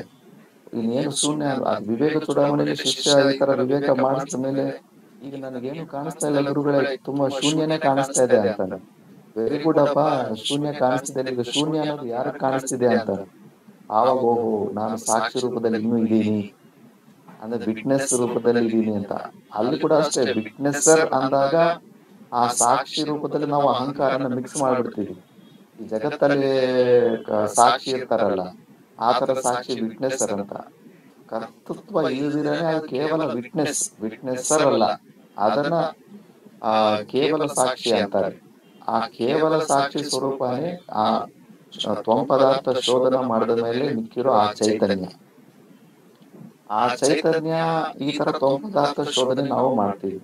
ಮತ್ತೆ ತತ್ಪದಾರ್ಥ ಪರಮಾತ್ಮನ ಬಗ್ಗೆ ನಮಗೇನು ಜಾಸ್ತಿ ಡೌಟ್ಸ್ ಇಲ್ಲ, ಯಾಕಂದ್ರೆ ನಾವು ಅದು ಪ್ರತ್ಯಕ್ಷವಾಗಿ ಏನು ಕಾಣಿಸೋದಿಲ್ಲ. ಪರಮಾತ್ಮನ ಸಗುಣ ರೂಪವನ್ನು ನಾವು ಪುರಾಣ ಓದಬೇಕು, ಇಲ್ಲ ಶಾಸ್ತ್ರ ಓದಿ ತಿಳ್ಕೋಬೇಕು, ಇಲ್ಲ ಅಂದ್ರೆ ಈ ಗುರುಗಳ ಮುಖಾಂತರ ನಾವು ತಿಳ್ಕೋಬೇಕು. ಅಲ್ಲೂ ಸಗುಣ ರೂಪದಲ್ಲಿ ಆತನಿಗೂ ಫಿಸಿಕಲ್ ಬಾಡೀಸ್ ಇರ್ತಾವೆ, ಹಿರಣ್ಯ ಗರ್ಭನಿಗೂ ಹಿರಣ್ಯಮಯವಾದ ಶರೀರ ಇರುತ್ತೆ. ವಿರಾಟ್ ಸ್ವರೂಪ ಅಂದ್ರೆ ಈ ಸಕಲ ಬ್ರಹ್ಮಾಂಡವೇ ಅವನ ಶರೀರವಾಗಿರುತ್ತೆ. ನಮ್ಮ ಶರೀರದಲ್ಲಿ ಎಷ್ಟೋ ಬ್ಲಡ್ ಸೆಲ್ಸ್ ಎಲ್ಲ ವಿಪರೀತವಾದ ಸಂಸಾರನೇ ಇದೆ. ನಾವು ಡಾಕ್ಟರ್ ಅಂದ್ರು ಈ ಸಣ್ಣ ಮಕ್ಕಳಿಗೆ ಡಯಾಬಿಟಿಸ್ ಯಾಕೆ ಬರುತ್ತೆ ಅಂದ್ರೆ, ನಾವ್ ಹೇಳಿ ಅವ್ರಂತ ಎಲ್ಲ ಎಕ್ಸ್ಪ್ಲೈನ್ ಮಾಡಿದ್ರು. ಒಳಗಡೆ ಕೆಲವೊಂದು ಬ್ಲಡ್ ಸೆಲ್ಸ್ ಇರ್ತಾವಂತೆ, ಅವು ತನ್ನ ಫ್ರೆಂಡ್ಸ್ ಅನ್ನ ಶತ್ರು ಅನ್ಕೊಂಡ್ಬಿಟ್ಟು ಸಾಯಿಸ್ಬಿಡ್ತಾವಂತೆ. ಅಂದ್ರೆ ನಾನು ಈ ತರನು ಇರುತ್ತೆ ಒಳಗಡೆ ಅಂದ್ರೆ, ಹೌದು, ಒಳಗಡೆ ಮೆಕ್ಯಾನಿಕ್, ಪೊಲೀಸು, ಡಾಕ್ಟರು ಎಲ್ಲ ಇರ್ತಾವ ನಮ್ಮ ಶರೀರದೊಳಗಡೆ. ನಮ್ಮ ಶರೀರದೊಳಗಡೆ ಕೂಡ ಒಂದು ದೊಡ್ಡ ಬ್ರಹ್ಮಾಂಡನೇ ನಡೀತಾ ಇದೆ. ಅದೇ ತರ ವಿರಾಟ್ ಸ್ವರೂಪದಲ್ಲಿ ನಾವು ಅವನ ಶರೀರದಲ್ಲಿ ಒಂದು ಪಾರ್ಟ್ ಅಷ್ಟೇ. ಆತರ ಪರಮಾತ್ಮನ ಸಗುಣ ರೂಪದಲ್ಲೂ ಕೂಡ ಅವನ ಉಪಾಧಿ ಬಗೆ ಎಲ್ಲ ಬರುತ್ತೆ. ಮತ್ತೆ ಅದೇ ಉಪನಿಷತ್ತು ವಾಕ್ಯಗಳಿಂದ ಅವನು ಅದೃಶ್ಯ ಅಂದ್ರೆ ಅವನು ಕಣ್ಣಿಗೆ ಕಾಣಿಸೋದಿಲ್ಲ, ಅವನು ರೂಪವಿಲ್ಲ ಅವನಿಗೆ ಅಂದ್ಬಿಟ್ಟು, ಮತ್ತೆ ಅವನು ನಿರವಯವ, ನಿತ್ಯ, ಶಾಶ್ವತ ಅಂದ್ಬಿಟ್ಟು ಎಲ್ಲ ಲಕ್ಷಣಗಳು ಮತ್ತೆ ಅಲ್ಲೇ ಬಂದ್ಬಿಟ್ಟು ಅಲ್ಲೇ ಆ ಉಪಾಧಿ ಅನ್ನೋದು ಅಲ್ಲೇ ನೆಗೆಟ್ ಆಗ್ಬಿಡುತ್ತೆ. ಅಲ್ಲಿ ಕೂಡ ಒಂದು ಚೈತನ್ಯನೇ ಲಾಸ್ಟಿಗೆ ಮಿಗುತ್ತೆ. ಅದೃಶ್ಯ ಅಂದ್ರೆ ಕಣ್ಣಿಗೆ ಕಾಣಿಸೋದಿಲ್ಲ ಅಂತಲ್ಲ, ಜ್ಞಾನವತ್ವಂ ದೃಶ್ಯತ್ವಂ ಅಂತ. ಯಾವುದೋ ಒಂದು ವಸ್ತು ಬಗ್ಗೆ ನಮಗೆ ಜ್ಞಾನ ಆಗಿದೆ ಅಂದ್ರೆ ಅದು ದೃಶ್ಯ ಕೋಟಿಯಲ್ಲಿ ಬಂದ್ಬಿಡುತ್ತೆ. ಈಗ ಸ್ಪೇಸ್ ಅನ್ನೋದು ಯಾವುದೇ ಇಂದ್ರಿಯದಿಂದ ಅದು ಪ್ರತ್ಯಕ್ಷ ಆಗೋದಿಲ್ಲ, ಬಟ್ ಸ್ಪೇಸ್ ಅನ್ನೋದು ಅಕಾಮಿಡೇಟಿಂಗ್ ಕೆಪಾಸಿಟಿ, ಅವಕಾಶ ದಾತೃತ್ವಂ ಆಕಾಶತ್ವಂ ಅಂತಾರೆ. ಅದ್ರ ಬಗ್ಗೆ ನಮಗೆ ನಾಲೆಡ್ಜ್ ಆಗುತ್ತೆ ತಾನೆ. ಅದು ಯಾವ ಇಂದ್ರಿಯಕ್ಕೂ ಅದು ಸ್ಪೇಸ್ ಅನ್ನೋದು ಕಾಣಿಸ್ಲಿಲ್ಲ ಅಂದ್ರೂ ಕೂಡ ಅದ್ರ ಅಕಾಮಿಡೇಟಿಂಗ್ ಕೆಪಾಸಿಟಿ ಅನ್ನೋ ಒಂದು ಗುಣದಿಂದ ಅದ್ರ ನಾಲೆಡ್ಜ್ ಆಗುತ್ತೆ. ನಾಲೆಡ್ಜ್ ಆಗುತ್ತಂದ್ರೆ ಅದಕ್ಕೆ ಆಕಾಶ ಕೂಡ ಅದು ದೃಶ್ಯ ಕೋಟಿಯಲ್ಲೇ ಬಂದ್ಬಿಡುತ್ತೆ. ಇಲ್ಲಾಂದ್ರೆ ಅದೃಶ್ಯ ಬಂದ್ರೆ ಆ ಲಕ್ಷಣ ಆಕಾಶಕ್ಕೂ ಇದಾಗ್ಬಿಡುತ್ತೆ. ಆತರ ಲಕ್ಷಣ ಮೇಲೆ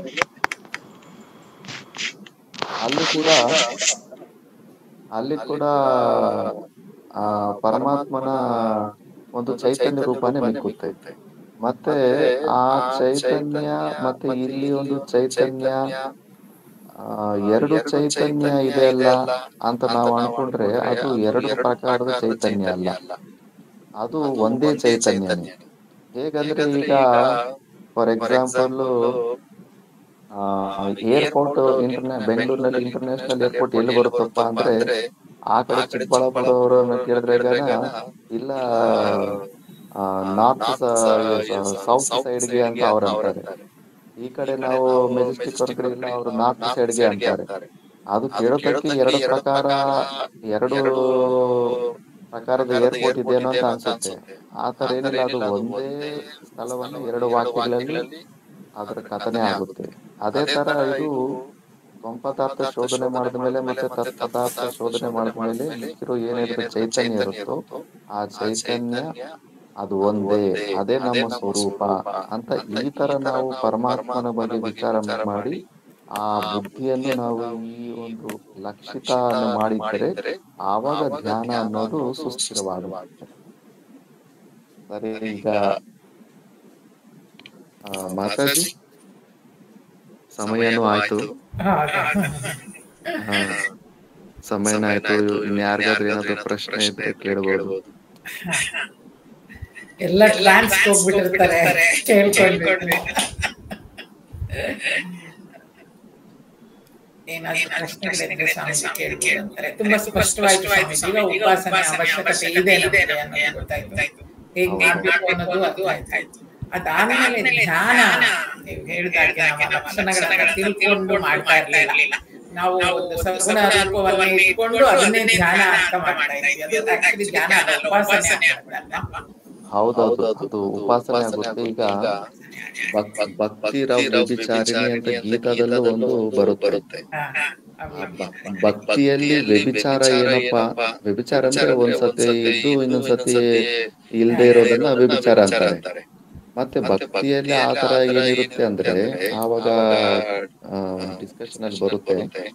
ಈಗ ಸಗುಣ ರೂಪದಲ್ಲಿ ನೀವು ಯಾವುದೋ ಒಂದು ಅನ್ಕೊಡಿ, ವಿಷ್ಣುನೋ ಶಿವನೋ ನೀವು ಒಂದು ರೂಪನ ಧ್ಯಾನ ಮಾಡ್ಕೊಂಡು ಅದೇ ರೂಪ ಯಾವಾಗ್ಲೂ ನೋಡ್ತಾ ಇರ್ತೀರಿ. ಬಟ್ ಈಗ ನಾನು ಆನ್ಲೈನ್ ಕ್ಲಾಸ್ ಮಾಡಿದಾಗ ನನ್ನ ರೂಪನ ನೋಡಿದ್ರಿ, ಮತ್ತೆ ಇನ್ನು ಏನೋ ಕೆಲಸ ಮಾಡಿದಾಗ ಟೇಬಲ್ ನೋಡಿದ್ರಿ, ಮಂಚ ನೋಡಿದ್ರಿ, ಆತ ಬೇರೆ ರೂಪ ನೋಡಿದಾಗ ಅಷ್ಟು ಸಮಯಕ್ಕೆ ಆ ರೂಪ ಅನ್ನೋದು ಅಲ್ಲಿ ಗ್ಯಾಪ್ ಬಂದ್ಬಿಡ್ತು. ಅಲ್ಲಿ ಕಂಟಿನ್ಯೂಟಿ ಅನ್ನೋದು ಸಿಗೋದಿಲ್ಲ. ನೈರಂತರ್ಯ ಅನ್ನೋದು, ಕಂಟಿನ್ಯೂಟಿ ಅನ್ನೋದು ಸಗುಣ ರೂಪ ಧ್ಯಾನದಲ್ಲಿ ನಮ್ಗೆ ಸಿಗೋದು ಕಷ್ಟ ಆಗಿರುತ್ತೆ.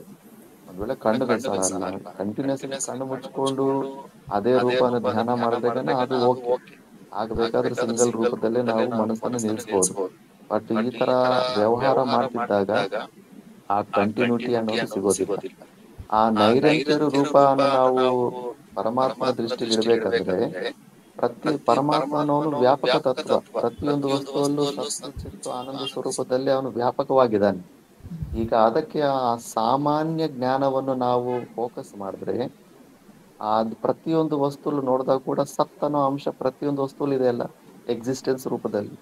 ಪುಸ್ತಕ ಅಸ್ತಿ, ಟೇಬಲ್ ಅಸ್ತಿ, ಸರ್ವಂ ಅಸ್ತಿ ಅಂದ್ರೆ ಅಲ್ಲಿ ಅಸ್ತಿ ಅಂತ ಎಕ್ಸಿಸ್ಟೆನ್ಸ್ ರೂಪದಲ್ಲಿ ಪ್ರತಿಯೊಂದು ವಸ್ತುವಲ್ಲಿ ಆ ಸತ್ತ ರೂಪದಲ್ಲಿ ಇದ್ದೇ ಇರ್ತಾನೆ. ಈಗ ಫಾರ್ ಎಕ್ಸಾಂಪಲ್ ಯಾರಾದ್ರೂ ಡಮರುವನ್ನು ಓದ್ಸತಿನ ನಾವು ವಿಚಾರ ಮಾಡಿದ್ವಿ, ಡಮರುವನ್ನು ಯಾರಾದ್ರೂ ಬಾರಿಸ್ತಾ ಇರ್ತಾರೆ. ಆ ಡಮರು ಒಂದು ಸಾಮಾನ್ಯ ಜ್ಞಾನವು ಎಲ್ಲರಿಗೂ ಇರುತ್ತೆ. ಆ ಸೌಂಡ್ ಕೇಳಿದ ತಕ್ಷಣ ಓಹೋ ಯಾರೋ ಡಮರು ಬಾರಿಸ್ತಾ ಇದ್ದಾರೆ ಅಂತ. ಅದರಲ್ಲಿ ಕೆಲವರು ಸ್ಪೆಷಲಿಸ್ಟ್ ಇರ್ತಾರೆ, ನಮಗೆ ಮಿತ್ರರು ಯಾರೋ ಇರ್ತಾರೆ, ಅವರು ಹೊಡೆಯೋ ಸ್ಟೈಲ್ ಒಬ್ಬೊಬ್ರದ್ದು ಒಂದೊಂದ್ ತರ ಇರುತ್ತೆ. ನಾವ್ ಎಷ್ಟೋ ಸತಿ ಹಾರ್ತಿಗೆ ಸ್ವಲ್ಪ ಲೇಟ್ ಆಗಿ ಹೋದಾಗ ದೂರದಿಂದಾನೇ ಆ ಡಮರು ಸೌಂಡ್ ಕೇಳಿಸ್ತಾ ಇರುತ್ತೆ. ಇವತ್ತು ಡಮರು ಯಾರು ಬಾರಿಸ್ತಾ ಇದಾರೆ ಆಶ್ರಮದಲ್ಲಿ ಅಂತ ಕೂಡ ಗೊತ್ತಾಗ್ಬಿಡುತ್ತೆ. ಯಾಕಂದ್ರೆ ಅವರು ಬಾರಿಸೋ ಸ್ಟೈಲು ಅದು ವಿಶೇಷ ಜ್ಞಾನ ಅಂತಾರೆ, ಅದು ಸ್ಪೆಷಲ್ ನಾಲೆಡ್ಜ್ ಅಂತಾರೆ. ನಾವು ಈ ವಿಶೇಷಣಗಳನ್ನ ಇಟ್ಕೊಂಡ್ರೆ ಸಾಮಾನ್ಯ ಜ್ಞಾನವನ್ನು ಮಿಸ್ ಮಾಡ್ಬಿಡ್ತೀವಿ. ಈ ವಿಶೇಷಣ ಜ್ಞಾನ ಅನ್ನೋದು ಅದು ಚೇಂಜ್ ಆಗ್ತಾ ಇರುತ್ತೆ ವಸ್ತುವಿಂದ ವಸ್ತುವಿಗೆ. ಬಟ್ ಈ ಸಾಮಾನ್ಯ ಜ್ಞಾನ ಇಟ್ಕೊಂಡ್ರೆ ಅದು ಕಾಮನ್ ಆಗಿರುತ್ತೆ. ಯಾರೇ ಪ್ರಪಂಚದ ಡಮರು ಹೊಡೆದ್ರು ಕೂಡ ಅದು ಡಮರು ಹೊಡಿತಾ ಇದಾರೆ ಅಂತ ಗೊತ್ತಾಗ್ಬಿಡುತ್ತೆ. ಅದೇ ತರ ಪ್ರತಿಯೊಂದು ವಸ್ತುವಲ್ಲಿ ಪರಮಾತ್ಮನು ವ್ಯಾಪಕ ತತ್ವದಲ್ಲಿ ಸತ್ತು ಚಿತ್ತು ರೂಪದಲ್ಲಿ ಇದ್ದಾನೆ ಅನ್ನೋದು ಆ ಒಂದು ಸಾಮಾನ್ಯ ಜ್ಞಾನ ಇದೆ ಅಲ್ಲ, ಅದನ್ನು ನಾವು ಫೋಕಸ್ ಮಾಡಿದ್ರೆ ಆ ಕಂಟಿನ್ಯೂಟಿ ಅನ್ನೋದು ನಮಗೆ ಬ್ರೇಕ್ ಆಗೋದಿಲ್ಲ. ಯಾವ ವಸ್ತುವನ್ನು ನೋಡಿದ್ರು ಕೂಡ ಅಲ್ಲಿ ಸತ್ತಂಶ ಇದ್ದೇ ಇರುತ್ತೆ ಪರಮಾತ್ಮ. ಆವಾಗ ನಿಮ್ಗೆ ನೈರಂತರ ರೂಪದಲ್ಲಿ ಬ್ರಹ್ಮಾಕಾರ ವೃತ್ತಿನ ನಾವು ಮಾಡಬಹುದು ಆ ದೃಷ್ಟಿಯಿಂದ. ಅದಕ್ಕೆ ಸಗುಣ ರೂಪನೂ ಅವಶ್ಯಕತೆ ಇದೆ. ಆ ಸಗುಣ ರೂಪದಿಂದ ಮತ್ತೆ ಒಂದು ಸ್ಟೆಪ್ ನೆಕ್ಸ್ಟ್ ಸ್ಟೆಪ್ಗೆ ನಾವು ಅದು ಫೈನಲ್ ಸ್ಟೆಪ್ಗೆ ಜಂಪ್ ಮಾಡ್ಬೇಕು. ಇದರಲ್ಲೂ ಕೂಡ ದುರಾಗ್ರಹ ಇರಬಾರ್ದು ಯಾವುದೇ. ಫೈನಲ್ ಆಗಿ ನಮ್ಮ ಸ್ವರೂಪದಲ್ಲಿ ನಾವು ಸ್ಥಿರವಾಗಬೇಕು. ತುಂಬಾ ಸಂತೋಷ ಸ್ವಾಮೀಜಿ, ತುಂಬಾ ಚೆನ್ನಾಗಿ ಅನಿಸ್ತು, ಅರ್ಥ ಆಯ್ತು. ಏನೋ ನಾವು ಗೊತ್ತಿದ್ದ ಮಟ್ಟಕ್ಕೆ ಸ್ವಲ್ಪ ಅಂದಿವಿ. ಇನ್ನು ಇನ್ನು ಈ ತರ ಒಂದು ಸ್ಟೆಪ್ ಬೈ ಸ್ಟೆಪ್ ಇನ್ನೂ ಏನಾದ್ರು ನೆಕ್ಸ್ಟ್ ಟೈಮ್ ಏನಾದ್ರು ಟಾಪಿಕ್ಸ್ ಇದ್ರೆ ನೀವು ಸೆಲೆಕ್ಟ್ ಮಾಡಿ. ಹಾ ಸರ್, ಆ ತರ ನಾವು ಈ ತರ ಡಿಸ್ಕಸ್ ಮಾಡ್ಕೊಂತಾ ಇದೀವಿ. ಮತ್ತೆ ನಮಗೆ ಇನ್ನೊಂದು ಇವತ್ತು 1 ಗಂಟೆ ಅವಕಾಶ ಕೊಟ್ಟಿದ್ದಕ್ಕೆ ನಿಮ್ಮೆಲ್ಲರಿಗೂ ಧನ್ಯವಾದ. ನಾವು ಹೇಳ್ಬೇಕು ಸ್ವಾಮೀಜಿ, ನಿಜವಾಗ್ಲೂ ಧನ್ಯವಾದಗಳು. ಮತ್ತೇನಾದ್ರೂ ಪ್ರಶ್ನೆ ಇದ್ರೆ ನಾನು ಪೋಸ್ಟ್ ಮಾಡ್ತೀನಿ. ಸದ್ಯಕ್ಕೆ ಏನು ಪ್ರಶ್ನೆ ಇಲ್ಲ ಅನ್ಕೋತೀನಿ, ಯಾರು ಮಾಡ್ತಾ ಇಲ್ಲ. ಹಾಗೆ ಏನಾದ್ರೂ ಪ್ರಶ್ನೆಗಳಿದ್ರೆ ಒಂದ್ಸಲ ನಾನು ಪ್ರಶ್ನೋತ್ತರಕ್ಕೆ ತಮ್ಮನ್ನು ಕರ್ಸ್ಕೊಳ್ತೀನಿ. ನಮ್ಗೆ ಏನ್ ಬೇಕೋ ಪ್ರಶ್ನೆ ಕೇಳ್ತೀವಿ ನಾವು ಅವಾಗ. ಅಂದ್ರೆ ತುಂಬಾ ಪ್ರಾಪಂಚಿಕ ಲೌಕಿಕ ಪ್ರಶ್ನೆಗಳೇ ಬಹಳ ಇರುತ್ತೆ. ಯಾವುದೇ ಪ್ರಶ್ನೆ ಆಗ್ಲಿ ಅದು ಮೋಸ್ಟ್ ವೆಲ್ಕಮ್. ಕ್ವಶನ್ ಆನ್ಸರ್ ಈ ಪ್ರಕಾರದಲ್ಲಿ ತುಂಬಾನೇ ಚೆನ್ನಾಗಿ ಅರ್ಥ ಆಗುತ್ತೆ. ಅದಕ್ಕೆ ಕ್ವಶನ್ಸ್ ಕೇಳೋದ್ರಲ್ಲಿ ಸಂಕೋಚ ಪಡಬಾರದು, ಕೇಳ್ತಾ ಇರ್ಬೇಕು. ಒಂದು ಸತಿ ಕ್ವಶನ್ ಸಿಲ್ಲಿ ಕೂಡ ಆಗಿರ್ಬೋದು, ಬಟ್ ಸಿಲ್ಲಿ ಆಗಿದೆ ಅಲ್ಲ ಹೆಂಗ್ ಕೇಳೋದು ಅಂತ ಕೂಡ ಸಂಕೋಚ ಪಡಬಾರ್ದು, ಕೇಳ್ತಾ ಇರ್ಬೇಕು. ಏನೇನ್ ಕ್ವಶನ್ಸ್ ಇರುತ್ತೋ ಅವೆಲ್ಲ ಕೇಳ್ತಾ ಇರ್ಬೇಕು. ನೆಕ್ಸ್ಟ್ ಸೆಷನ್ ಆ ಥರನೇ ಇಟ್ಕೊಳ್ಳೋಣ ಮೇಡಮ್.